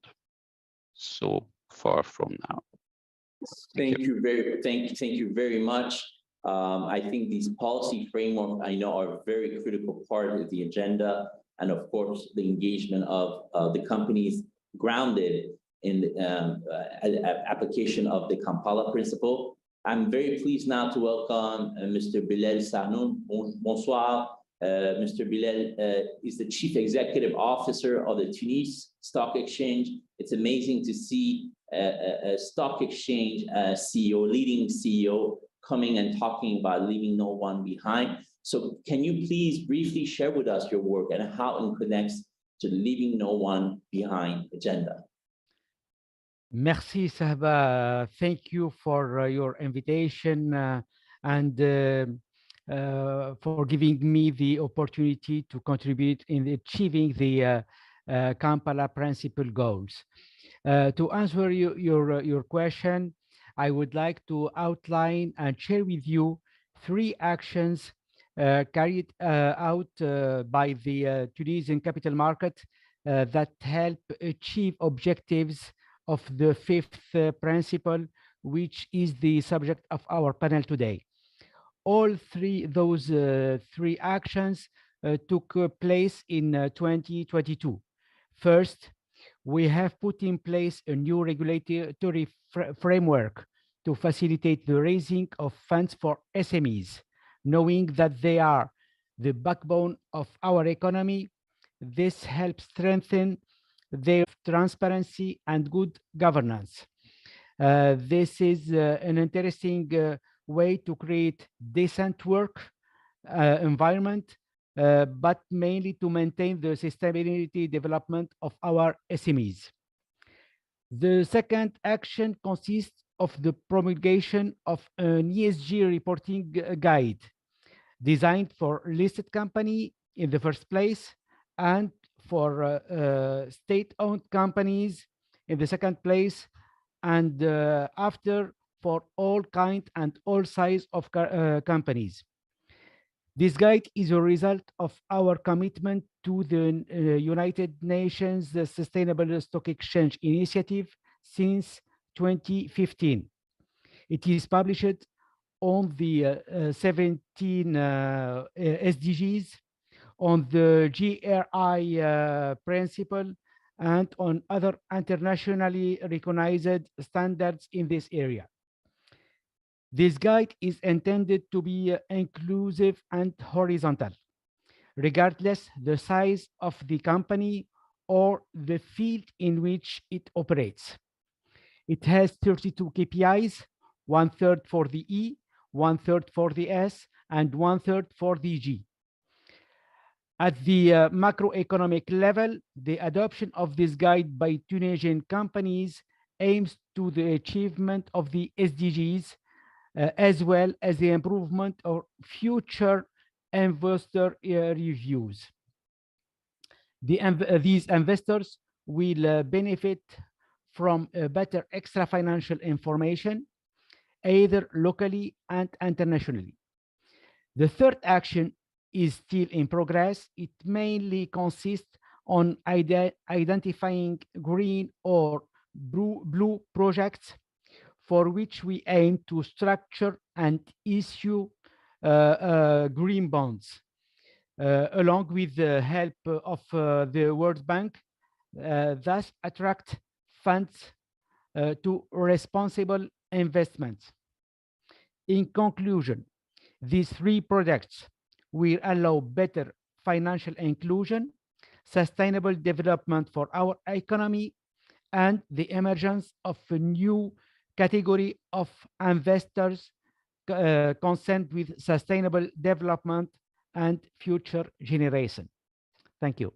Thank you very much, Mr. Sahnoun. What an impressive set of activities and goals, and well balanced. You have both the E and the S. I think it's important, like two wings of a bird. We have to make sure that as we think about climate change, that we also look at the leave no one behind agenda and look at that pillar also. Thank you. I'm pleased to welcome Mr. Anand Menon to this panel. Mr. Anand is the Vice President and Global Head of Government Solutions at MasterCard. In his role, Anand supports governments in their goal to create efficiency, improve transparency, while advancing social progress. Anand, thank you for joining us today. Would you like to briefly share with us your work and how it connects to the Leave No One Behind agenda? Absolutely. Well, thank you, Shaba, and the UNDP and the BCtA team for inviting me to be part of this very important topic. I'm here representing, I think, the MasterCard voice, but perhaps also the larger private sector voice on this topic. Before I do that, let me just allow me to just introduce myself so that you have a brief idea where I'm coming from. This topic is actually could be defined as my career arc, right? So I am a financial inclusion practitioner by and large throughout my career. I started in the early 2000s working on the prevalent model at that time, which was called microfinance. And so I worked in microfinance for many years before moving to more digital models like mobile money, rural banking, worked with telcos, banks, agent networks, insurance companies, even some pawn shops who were trying to drive and create products that would drive financial inclusion. And I did this all before I joined MasterCard in 2015. My reason for joining MasterCard was while I felt I was creating a lot of impact, with the work I was doing, the idea of scale remained elusive. And it needed, commitment, it needed financial backing, and it needed resolve at the leadership level to address the challenges we were talking about at scale. And MasterCard certainly presented that in 2015. And it has proved true to its word, in my stint here. And I know there's probably sitting in that chair, I might sound biased. In the chair I sit in right now, I might sound biased, but truly has been a very committed journey by the company. So to cut the story short and not to let me drag on, over the last, 8 years at MasterCard, I initially was focusing on financial inclusion products. In the last 5 years, we've created products, programs, partnerships that have driven over 500 million people to be included into formal financial services. And of late, my role has evolved to lead government solutioning, which includes the topic of inclusive growth, because that's still a huge priority for governments, but also addresses topics that you mentioned, Shaba, which talk about economic growth across sectors, digitization, and of course, safety and security of the digital infrastructure. So I will hold it there and I will hand it back to you. Thank you very much. Absolutely. Your life is a history of financial inclusion in the last 20 years. And definitely, I think integration of financial inclusion, the broader social protection, inclusive growth, and other sort of agendas is quite important. In this context, I'm also very pleased from a country experience to welcome Caroline Albert. Caroline is the head of Canada's International Cooperation Program with Colombia, where she leads the programs focused on innovation, including working with the private sector as partners in development to make a difference in the lives of the most vulnerable. Caroline, thank you for joining us. Would you like to briefly share with us your work and how it connects to the Leaving No One Behind agenda? Good morning, good afternoon, good evening, everyone that's on the panel and also our audience. First, thank you very much for inviting me today. It's a pleasure and an honor to be with such a diverse panel to discuss a topic of great personal interest to me. In terms of responding to your question, with my team at the Canadian Embassy in Bogota, I lead the implementation of Canada's International Cooperation Program with Colombia. We directly manage the bilateral cooperation project portfolio, but also monitor humanitarian and other programs that are funded by our headquarters. In general terms, our work is aimed at reducing poverty, advancing gender equality, consolidating peace and security. And we do this in a number of ways, including, like you just said, by leveraging new and innovative partnership to achieve sustainable development goals, together with national government, private sector, of course, and local actors. Our ambition for a world without poverty means that we must explicitly commit to leaving no one behind. The stats are clear, less resources goes to LDCs, and even in middle-income countries, within middle-income countries, it's easier to work with SMEs that are already on a good path to commercial viability than with micro informal enterprises in remote regions, for example. So working with the poorest and most vulnerable requires considerable time, resource, energy, and requires overall dedicated resources and commitment. We have made that commitment here in Colombia, and I'll tell you more about it a little bit later in the presentation. Thank you.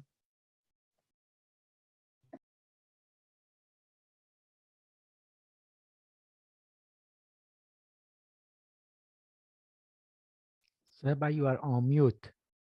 I said, thank you very much, Caroline.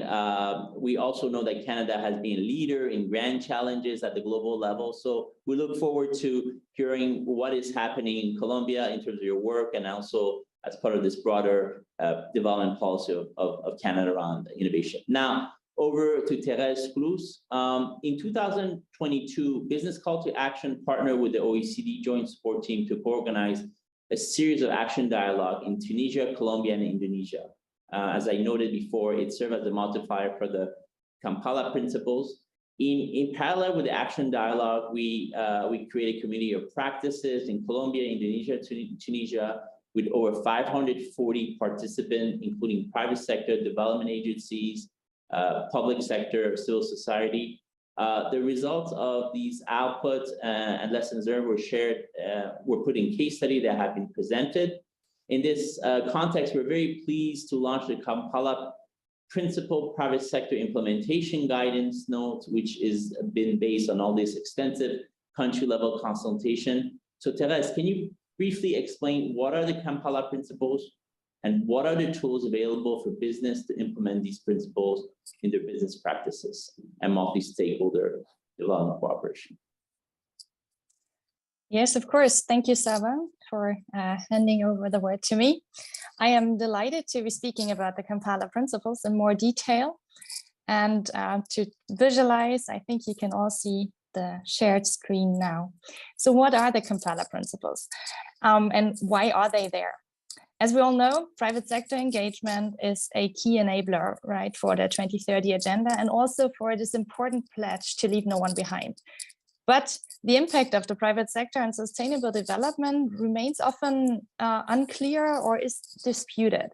So knowing that there might be a huge potential for private sector engagement, PSE, but it may not be realized, the Global Partnership for Effective Development Cooperation stakeholders agreed on developing Kampala principles on effective private sector engagement in development cooperation. So through an inclusive consultation process, the multi-stakeholder working group of business leaders, but also of development practitioners, they developed these principles. And the principles, they aim at supporting the private sector and private sector partnerships to deliver better for people in need. And they were launched at the GPEDC senior level meeting in 2019. You can already see the principles on the slide. So they include inclusive country ownership, which would result in results and targeted impact. And this then is generated through inclusive partnerships. And these partnerships, that's what it's all about. They are strengthened by greater transparency and accountability. And as a whole, as a bracket around all those principles, the partnerships, they are driven by a really firm commitment to leave no one behind. So the 5 mutual reinforcing principles cover 16 more smaller sub-principles, all dealing with the purpose to improve partner practices, to benefit from each other's strengths, to inform conversation at country and also at local level, or to ensure alignment behind national development strategies. The KPs, they are targeted at various actors, which comprise not only the private sector, but also development partners, partner countries, trade unions, and civil society. So coming to the other question, what are the tools available for businesses to implement these rather theoretical principles in their business practices and multi-stakeholder development cooperation? One such important tool is the Kampala Principles Implementation Guidance Note that was already mentioned. And I am really delighted to present this guidance note to you today because it translates these principles into concrete action. As Saba already mentioned, in this year, in 2022, Business Call to Action partnered with the OECD UNDP Joint Support Team, and they organized a series of action dialogues. And BCtA also launched communities of practice, where the Kampala principles were discussed and were also adopted. So the guidance note is largely based on the key outputs and lessons shared from these multi-stakeholder discussions. If you go a slide back, I can show you just a diverse set of backgrounds the participants at those sessions had.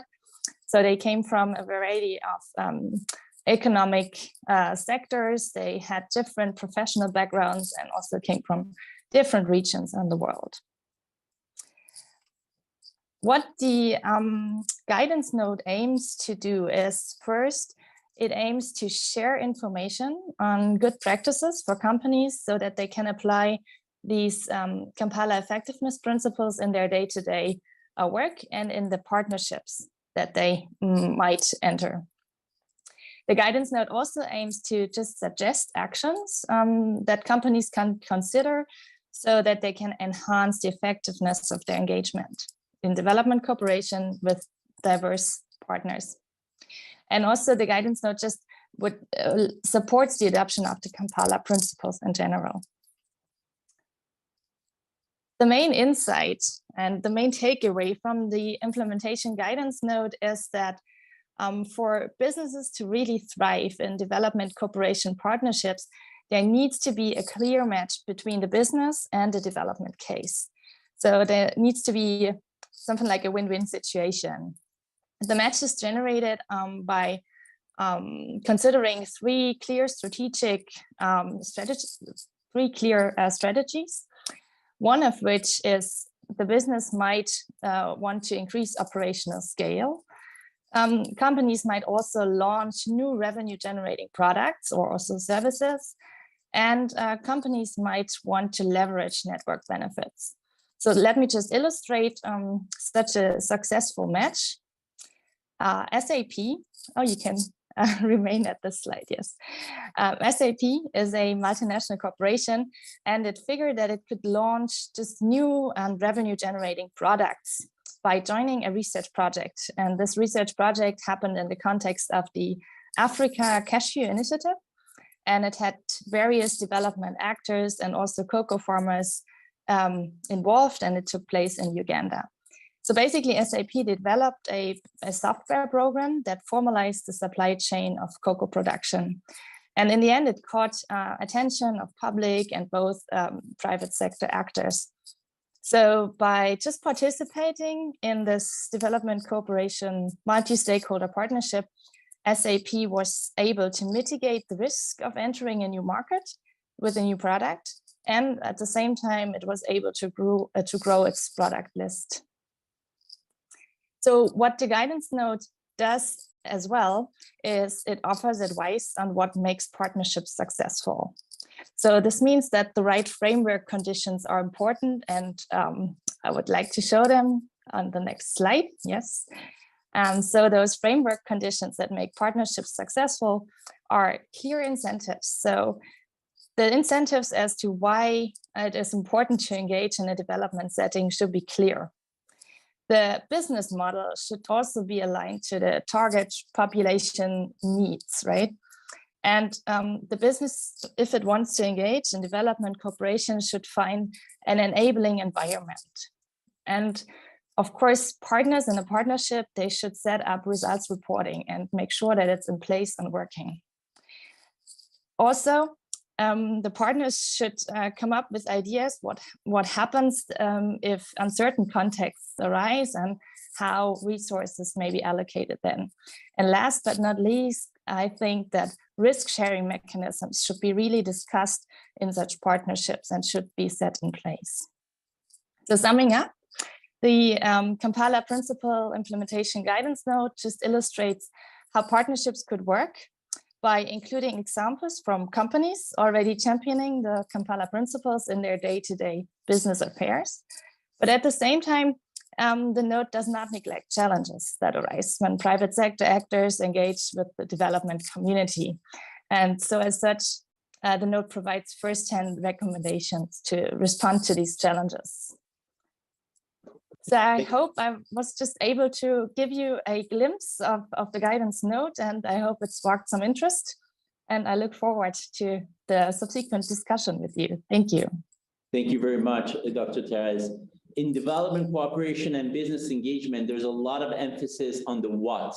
Are we working on climate change? Are we working on this? But the how is as important. And in the context of the how, the nature of the incentives, as you described, the nature of the principles that where things can be a recipe for success, and also the right engagement with vulnerable population is very critical. And I'm pleased that this is being highlighted.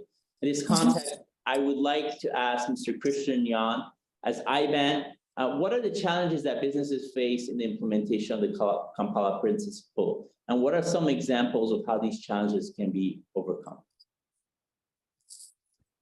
Yes, thank you, Saba, and Thank you also, Therese, for sharing this guidance note. It actually fits quite well, maybe to the audience also out there. As you know, almost everything is always prepared nowadays through such panel discussions. But Therese is, so to say, in a different division at the German Ministry for Economic Cooperation than the division we are supported through. And therefore, it's even more actually interesting, I mean, in my point of view, on how much that actually aligns in what we are doing. Now, I would like to tackle a little bit on let's just say I'm trying to tackle on three principles that just have been mentioned. One is the inclusive country ownership, the other one, the inclusive partnership, and then also on transparency and accountability, because I think that is the most practical and often discussed issue when working with companies and how to measure and being accountable to it. But before that, I think it is very much worthwhile to look also on how can we actually create ownership and inclusive partnership, meaning also building trust actually through dialogue and consultation. And that is something that accompanied me over the last 25 years in development cooperation. That is, one learning is we always need to build trust first before we really start implementing. And that is, I think, a very crucial process. And at the beginning, I mentioned a little bit on our work, what we are doing with the companies and with policy. And maybe I would just like to explain a bit why it is so important, actually, or why did we enter into policy work in this context? Because we ask ourselves, beside the capacity building of companies and improving access to capital, we ask ourselves, what else is actually needed in order to reach scale and have really a more systemic impact? What are other barriers out there that hinder the scaling of those businesses that we, from the development perspective, find worthwhile of supporting? So how can we increase really the long-term impact of the work we are doing? And that is why we dare to enter actually policy development. And especially the experience over the last year showed us it makes a lot of sense and it is very fruitful. We worked mainly in Southeast Asia. We started there with the 10 member states of ASEAN, working on policy development, and transferred that now also to Sub-Saharan Africa, working at the moment in Nigeria and Zambia. And so how do we do that? How do we address these challenges? In terms of country ownership and partnership, we have basically developed a tool that we adapted now really in several countries where we know it works. By the way, this tool was also just released last week. We put all our experiences in a guide, actually, that's a step-by-step approach. So every agency or whoever would like to go into this field of work can feel free to use this approach. As I mentioned at the beginning, also, we are ending by the end of this year. So all our combined learnings are actually in this guide, and whoever's interested can address and can contact me later or through Saba or Luciana. So what we do always there is basically we just start to get an overview on who's actually in the country to create this kind of ownership and inclusive partnership. With the scoping mission and the landscape study, where we really consult all kind of actors, not only the companies, but also business association, government offices, etc., finance institution, impact investors, meaning get to know all relevant stakeholders who are on the ground, and to identify then also the current problems that exist in the individual country.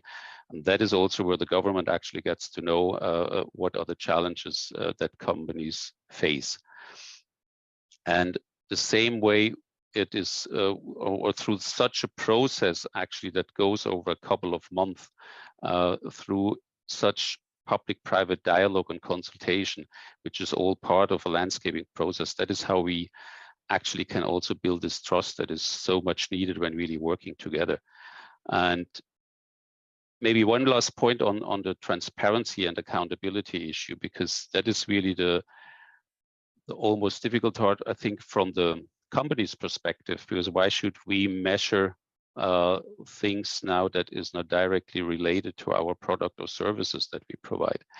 Now, measuring results, I think it becomes also clear that part of this process, what I described, is also that that the government is entering then in a kind of accreditation process that clearly defines actually what kind of inclusive businesses are supposed to do.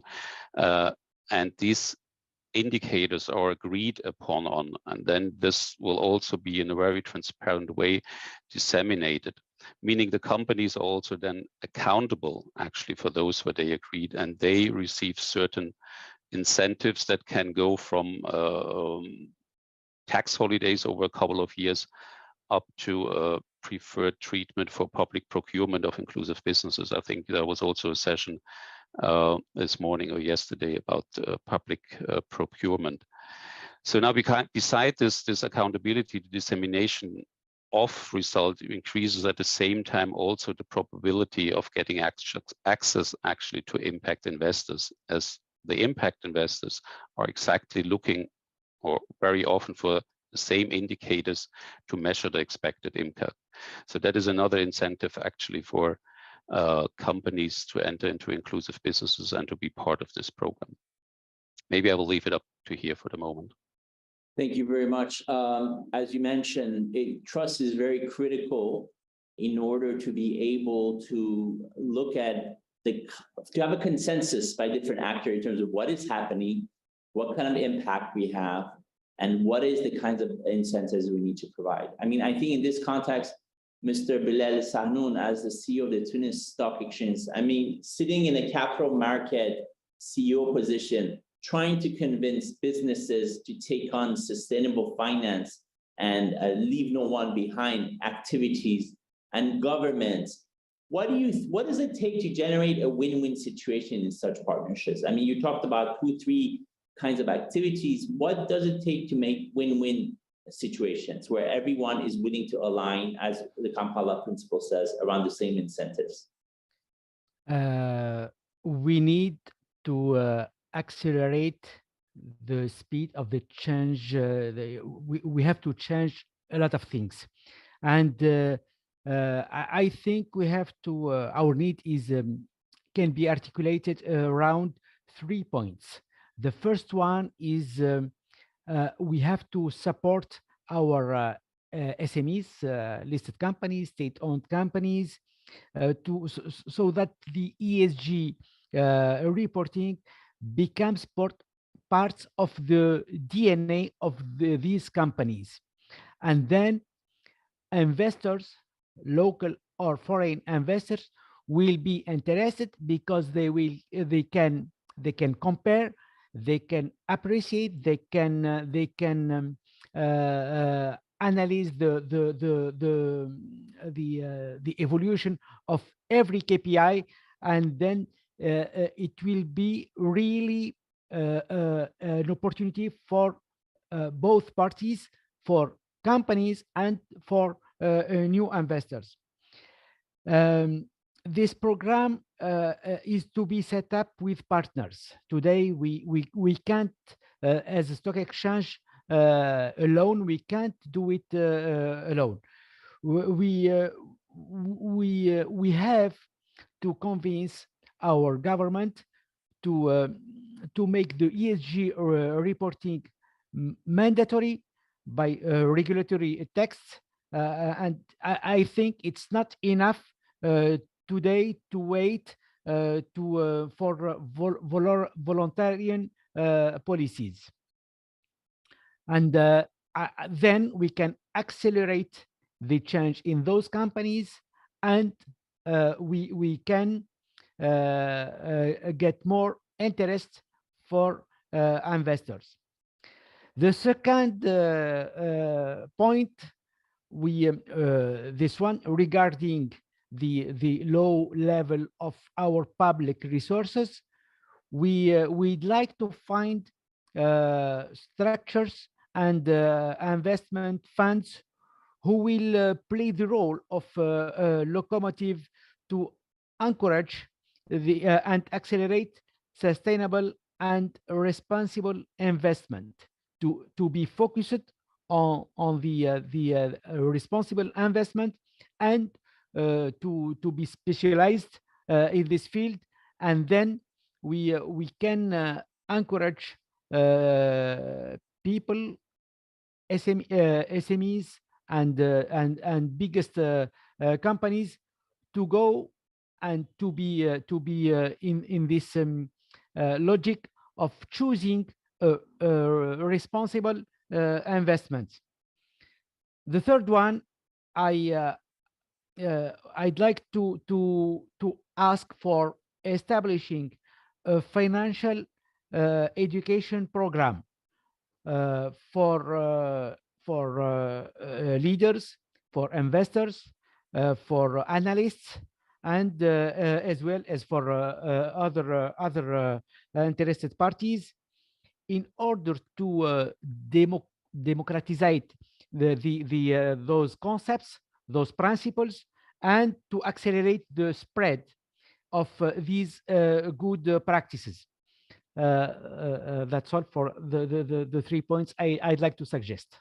Thank you very much, Mr. Bilal Sahnoun. We will take on the idea of, I think absolutely this capacity and training program around sustainable finance and sustainable business is very critical. In a time of climate change where business model and all these risks we say, people need to be aware of what the future holds. The head of UNDP says the SDGs is the risk map of the world. So we need to understand how business model we need to evolve, how we can work together. And as you mentioned yourself, it is important also for governments to step in to provide the kind of country ownership to have the kinds of standards that need to be applied consistently, among others. In this context, Mr. Anand Menon, MasterCard has made a commitment to connect 40 million micro and small merchants to its electronic payment networks to accelerate the adoption and use of its financial tool. How do you recognize, share, and mitigate risk for all partners in this large-scale effort to leave no one behind?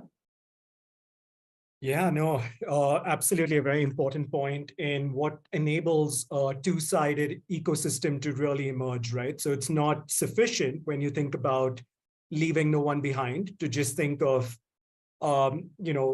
people who don't have a financial account and who need to conduct their financial lives, save money, get a loan, get an insurance product, whatever it may be.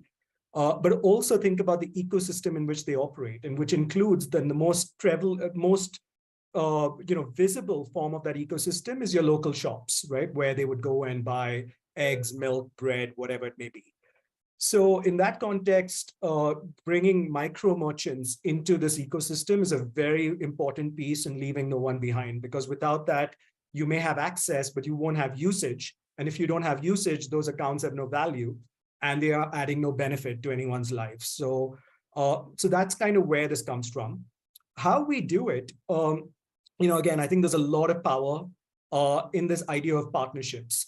And it's not just with private players, but very often with governments and civil society actors. Before I actually talk about risk mitigation and what we do with these partners to kind of enable MSMEs to come into the fold, I just want to quickly, if you'll allow me, highlight a couple of different areas that I find very important as we work with governments and civil society in this overall effort around financial inclusion. And I'll be brief about this. With governments, I think one of the fundamental things, and this showed up in Teresa's slides, and many of the other panelists have made reference to some of these points as well. But the first and most fundamental need, and when we engage with governments, and we see most value in that engagement, is the creating of an enabling environment. And when I mean enabling environment, I don't necessarily mean policy or regulation, though those are the obvious things that governments tend to drive and add value, but also fundamental enabling infrastructure, things like identity. Without identity, there's no digital adoption, there's no digital footprint that can be created. or even an ICT framework that allows governments and citizens and businesses to have a digital interaction with each other. Because that enabling environment allows the private sector to build solutions, capabilities, products on top of those rails and drive them at scale out into the market. That's one. Two, the governments that we work with, and that have done a phenomenal job, play a huge role as a catalyst of programs. And what I mean by that, and very quickly on the math, if you think of all the progress that financial inclusion has made over the last, let's say, 20 years, the bulk of that progress has been made because of government programs that are driving government funds into people's accounts. They have consciously moved away from analog processes to digitizing the payment flow and seeding people with accounts so that they can then use the government funds in a manner that is dignified. They don't have to wait in line. They get it, wherever they are. They have access to those funds. And that whole role of governments catalyzing fund flow into financial inclusion to plug the gap of financial inclusion is an example of what they do. And there are other examples of governments acting as catalysts. The third one is risk sharing, and we'll talk about this. But before we go on risk sharing, last thing I want to say is on the civil society front, they play a role across those things as well. An additional role that civil society plays is incubation, right, and innovation. And some people may be surprised because they're like, shouldn't the private sector be the one innovating? But if we look at, absolutely greenfield areas, right, which are the topics we're talking about, right? And financial inclusion not so long back was completely greenfield. You had a lot of innovation that was needed, a lot of testing that was needed, a lot of risk associated with the work that was being done, whereas without the backing of civil society, it would be very hard for either the government or the private sector in isolation to go and make the dent in that space. So it is this, coming together of forces that allows progress to be made.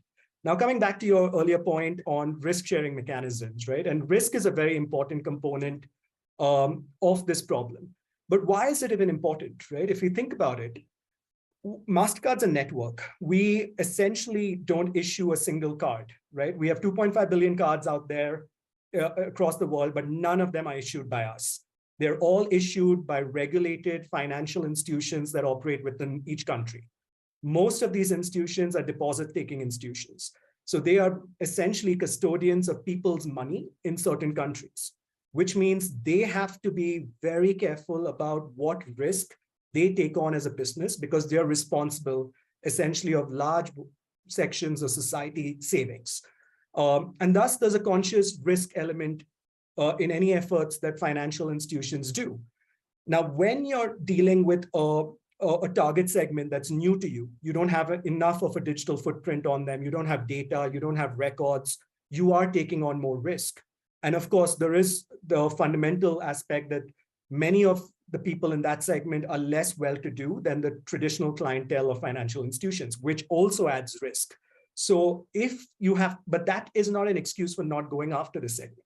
That creates the need for risk mitigation mechanisms where you can come in and help these institutions take on the risk of bringing people who are financially excluded into the fold. Now, how does it typically work? MasterCard, and we have many examples of us working with different multilateral institutions. I'll just give you a couple. One of them is with IFC, where we created a risk sharing mechanism for micro merchants to come into the fold, as you alluded to in your question. What this does is any institution that's bringing or trying to bank a micro merchant and serve them as a banking institution. Of course, there's a risk because these merchants are new to them. There is obviously some type of collateral that's often required from merchants when they open such an account. And many of the micro merchants can't afford it, who want to get onto the formal system.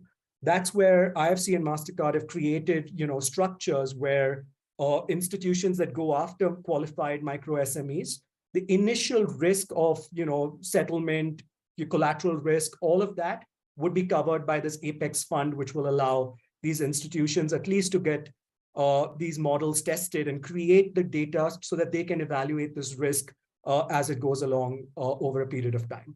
Similarly, with women entrepreneurs in India, we do work with USAID where we create a similar fund, and we allow institutions to provide credit to women entrepreneurs, and we take the first loss, right? If there's any risk, that initial loss is taken by us, and the next tranche of loss is taken by USAID.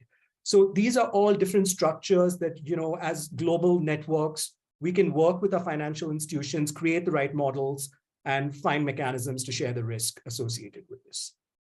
Thank you very much. I mean, those are very interesting example of risk sharing between different kinds of partners, including donors. You mentioned USAID. We have Caroline Albert from the Canadian Embassy in Colombia. Can you further elaborate how you're engaging different private sector in Colombia, and what are the different modalities by which they're part of your programmatic activities?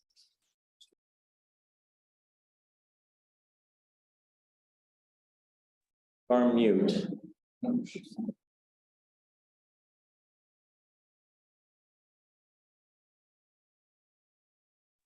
You're not on mute, actually. Go ahead. Let's see. We can't hear you, though. Cannot hear you.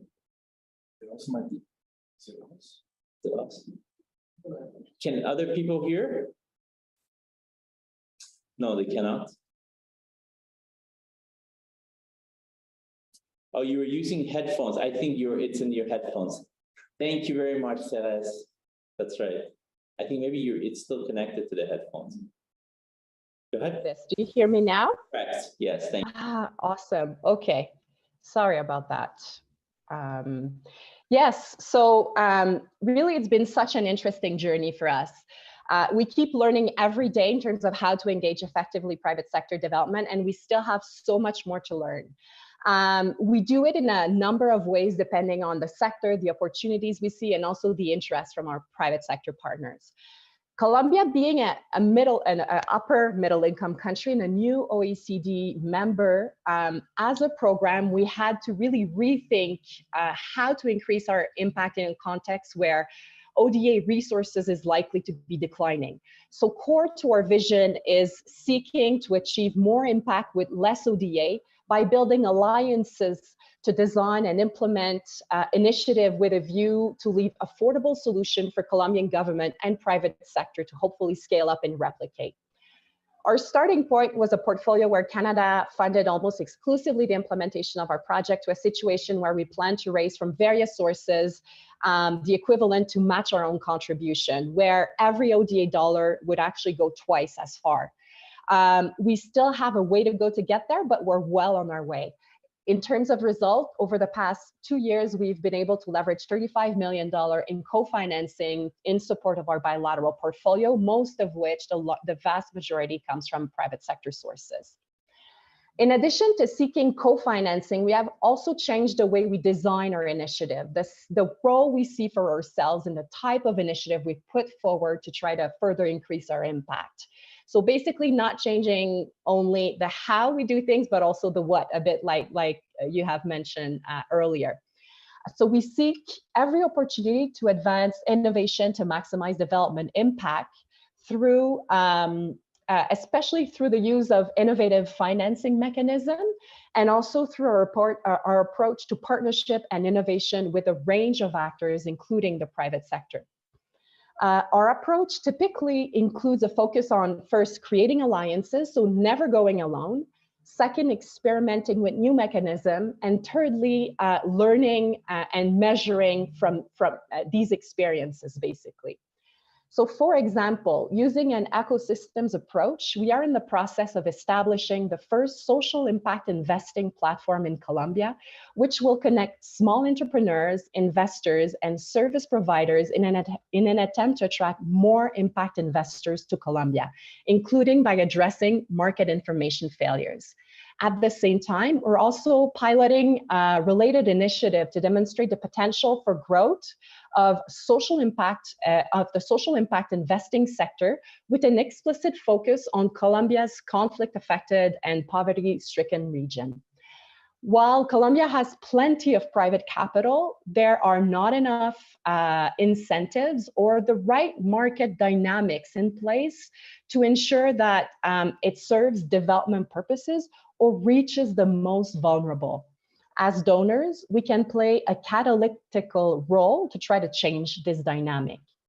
In designing those two initiatives, we took the very explicit and conscious decision to focus our investment in rural conflict-affected areas to show untapped potential, to help de-risk and incentivize investment, and also hopefully create a demonstration effect while also generating important data to help increase investment in those same conflict-affected and poverty-stricken region. Now, a second example. In 2019, we launched the first result-based financing program at Global Affairs Canada to support small-scale cacao producers with the intention of leveraging $18 million in co-financing from the private sector. Within a year, we've reached this objective and have now surpassed it. This funding model, which focuses on paying for result instead of activities, has been highly successful to date in our experience and has proven an overall well-suited model for mobilizing private sector resources and co-financing.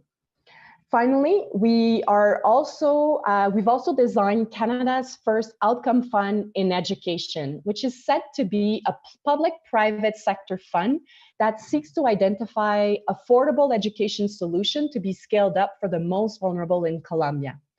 Government actors and private sector partners have been involved in the design of this initiative from its onset, which has really helped cement their long-term commitment to this initiative that we count not only in terms of financial contribution, but also in terms of the several dozen hours they have spent with us trying to design this new mechanism by bringing in their unique perspective and know-how at the table. So overall, in terms of results, our experience working with the private sector in recent years has shown that they can be excellent partners in advancing sustainable development. That said, as we often say, it's not a panacea. It doesn't work as well in all contexts, but it remains a powerful tool. In terms of learning, I'll just mention a few elements. So from our perspective, harnessing a long-term interest by the private sector in contributing to sustainable development requires a fundamental rethink to the donor-private sector relationship towards a more equitable and strategic partnership. So the effective and successful partnership are those that are win-win, and I know a couple of colleagues on the panel have mentioned that, and can rarely be based solely on the philosophy of philanthropy when working with the private sector. The private sector will, of course, look to get something out of this partnership, whether it is financial return, bolstered reputation, visibility, social acceptance in communities. So it's important for Dono to really understand those dynamics for the partnership to last. There's also some key principles and concepts that guides us in our journey to engage with the private sector. The most important one being what we call development additionality. So when a partnership is able to leverage more resources and achieve greater development result than when each partner goes alone. So the whole is greater than a sum of its part, if you will. So, but at the same time, we must be careful not to subsidize commercial interest and potentially distort market. But profit in and of itself, it's not bad. We know that. Private sector knows that best than anyone else. But sometimes within the development community, there's some level of discomfort. But this we need to overcome this. And then I'd say just finally that donors like us, we need to pivot. Our bureaucracies are big, they take time to adjust and to change our way of doing, but the current policy rules, regulation are not always well designed to working with the private sector. Moreover, we have often long timelines, bureaucratic red tape that can create risk to innovative programming and private sector engagement. So those are things we are working on. And then finally, more tools and training for staff, stronger corporate incentive to work with the private sector, and to continue to expand our toolbox as donors is also key to this strategy. So I'll leave it there. Thank you very much. Thank you very much, Caroline. That was quite an impressive tool of lessons learned.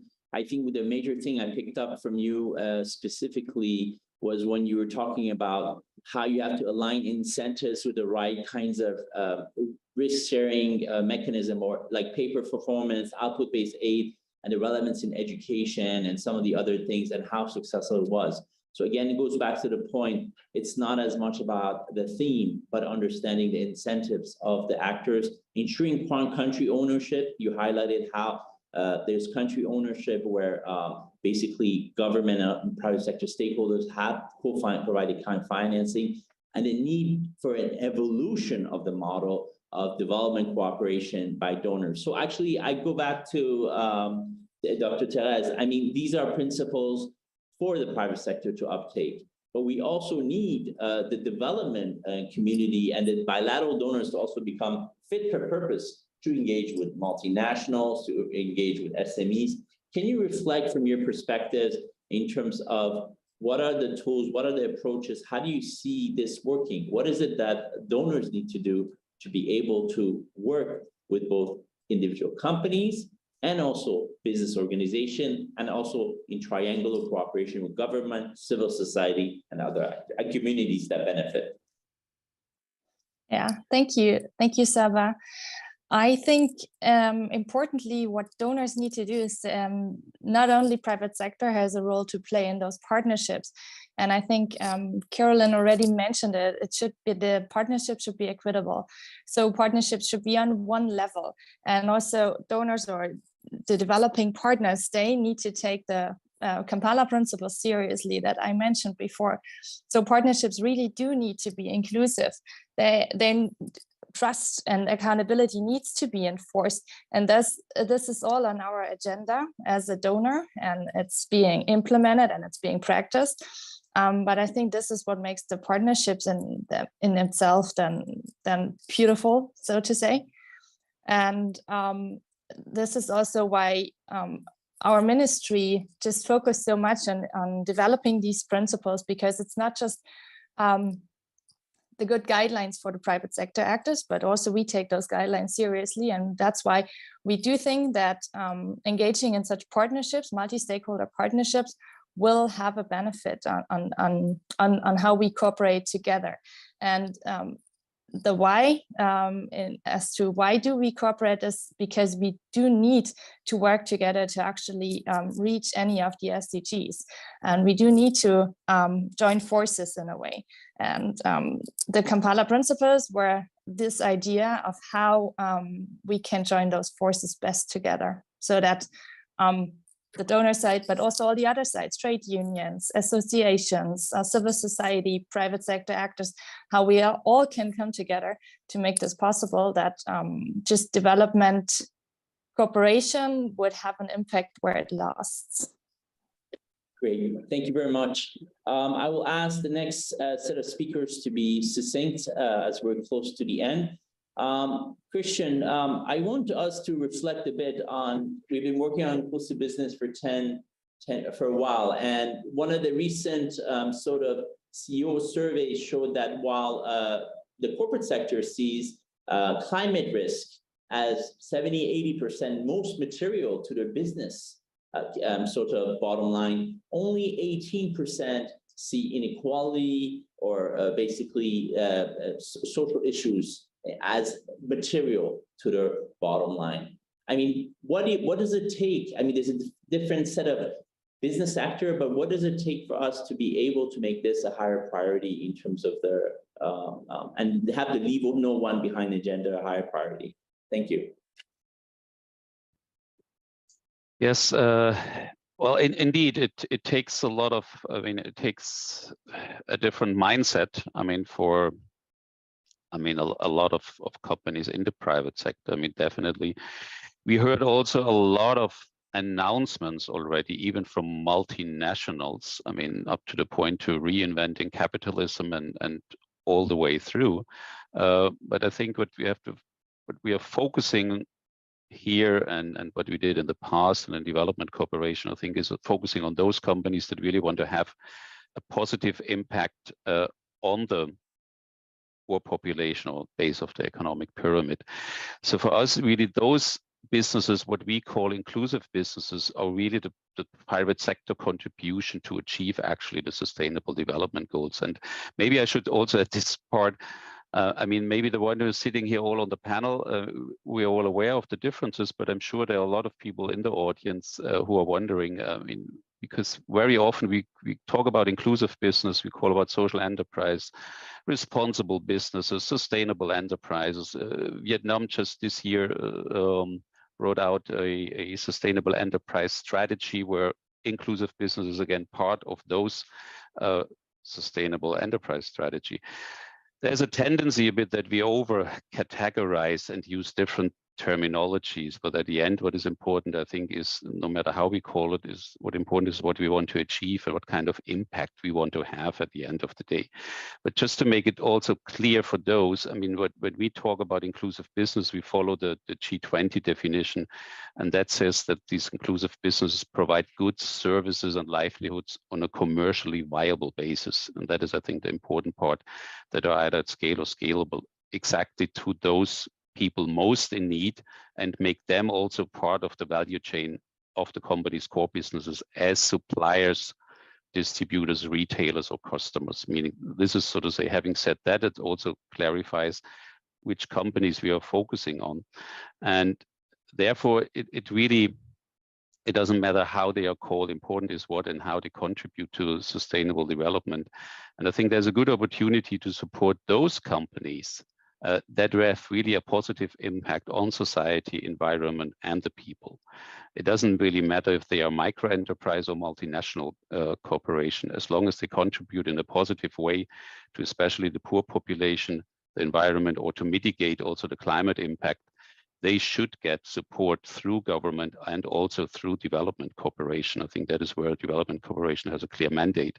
And so very often micro, small, medium enterprises are part of the value chain of multinational companies. They are also often focused really on the basic sectors like agriculture, energy, health, education, fast-moving consumer goods, etc. So the question that you raised also, it really addresses for me, and it was said also before by Caroline and Therese, I think the keyword is really collaboration among companies, but also among donors in the countries. And to form more strategic alliances in order to achieve really more systemic impact. I think if we really are serious, that is really what we have to look into. And there are already some examples that have been mentioned, but also to one more time to make the point here, because we, from at the moment, what we are implementing, we receive more requests from governments actually than we can actually implement at the moment, meaning there's a higher demand from the government side to get support to implement such inclusive business policy, then there's actually supply of services on development cooperation side. So for me, it's really a key when we talk about having systemic transformative impact, developing a policy program that really helps set up a better enabling environment for inclusive businesses, or however we want to call them, could be really the most transformative way for the private sector development programs to really enhance the impact in the countries where they operate. Back to you, Seba. Thank you.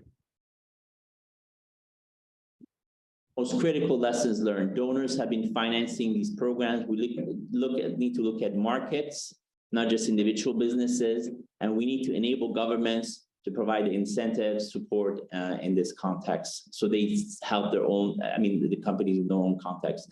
In this, I would like to ask Mr. Bilal Sahnoun, you made a reference to an upcoming potential green bond.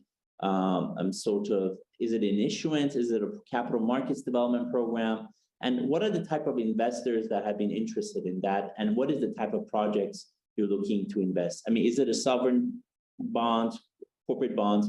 A little more elaboration on this. Thank you. Yeah, for the green bonds, we know that we have 45 solar energy and maybe five wind energy programs. Those investment will be done by private sector, and the production of electricity will be distributed by the utility. It's a state-owned company. The problem today is how to finance those programs and how to guarantee for investors the return on investment in this project. Regarding there will be only one client, which is the utility for the energy, and the problem of issuing this kind of green bonds comes from the difficulty to match the interests between the government and investors that they will produce energy from solar or wind. Great, thank you very much. So we look forward to hearing more about the progress of this initiative. Now to Anand, what are some of the key opportunities for businesses to implement the fifth Kampala principle, leave one, no behind, in your business practices and multi-stakeholder development partnerships? Yeah, no, thanks for that. I mean, as I think about this, right, the whole SDG agenda is much wider than financial inclusion, which is obviously the purview that I bring to this discussion. But I can't help but think that there are learnings here. As we look to expand the idea of inclusion, there are obviously topics around energy, green energy, sustainable agriculture, health. All of those things are very, very important topics. And I may argue that the progress on some of those topics may not, there might be a gap between what we've seen in the financial inclusion progress. And that offers an opportunity for businesses to learn about what went right with financial inclusion. I'm not saying the job is done when it comes to financial inclusion. There's a lot to be done. But clearly we've reached a point where we can talk about things beyond access, which is the fact that no one's left behind. I mean, there are still people left behind, but we've made such an enormous progress in including people that the discussion has pivoted from how do we get people access to a financial account or a financial instrument, and move to, okay, how is this adding value? How do we make this more useful to them? How do we innovate and make it part of their everyday lives? And those are absolutely the discussions we should all be having on these social topics. So to me, the learning perhaps is, what can we take from the success that we're seeing in the different models of financial inclusion and adapt it to other areas where we want to make similar progress? And if I were to just very quickly summarize why we've seen some progress, I think it has a lot to do with, as I alluded to earlier, different parts of the ecosystem, whether it's government, civil society, and private sector, knowing what the goal is and knowing what their role is in trying to make these models happen. And it's evolved over a period of time, but it's reached a point where there's a great deal of maturity in those discussions. And there's a lot of complementary aspects that each of those institutions bring to the table. So I think it's worth looking at that and trying to see, okay, are there lessons here for all the other goals or all the other initiatives and sectors that we all want to focus on and that are all important, that we could potentially learn from the financial inclusion journey. Thank you very much. We have run out of time, and we had a very comprehensive answer from Caroline that covered some of my additional questions. So I just want to thank everyone for this fantastic discussion on the transformative power of effective private sector partnership and looking at the Kampala principle. A very special thanks to our esteemed panelists, Therese, Christian, Bilal, Anand, and Caroline. Thank you very much for joining this panel. This session concludes the last day of the BCtA 12th Annual Forum, an event on the sidelines of the 77th United Nations General Assembly. Thank you for joining us today. Over to you, Maria Ramos. And thank you so much, Sabah. And those were indeed very engaging discussions. And of course, BCtA would really like to express their very heartfelt appreciation to today's moderators, Thomas Bilo and Sabah Sobhani, for their invaluable support and dedication in preparing these sessions. And so to quickly recap today's agenda, I'd like to highlight that on the one hand, we had the opportunity to learn about how impact measurement and management can support businesses to enhance management practices and also decision making, and also examine how impact measurement and management practices strengthen businesses' resilience during the COVID-19 crisis. And we also discussed the findings from our latest impact measurement and management report regarding the importance of data availability.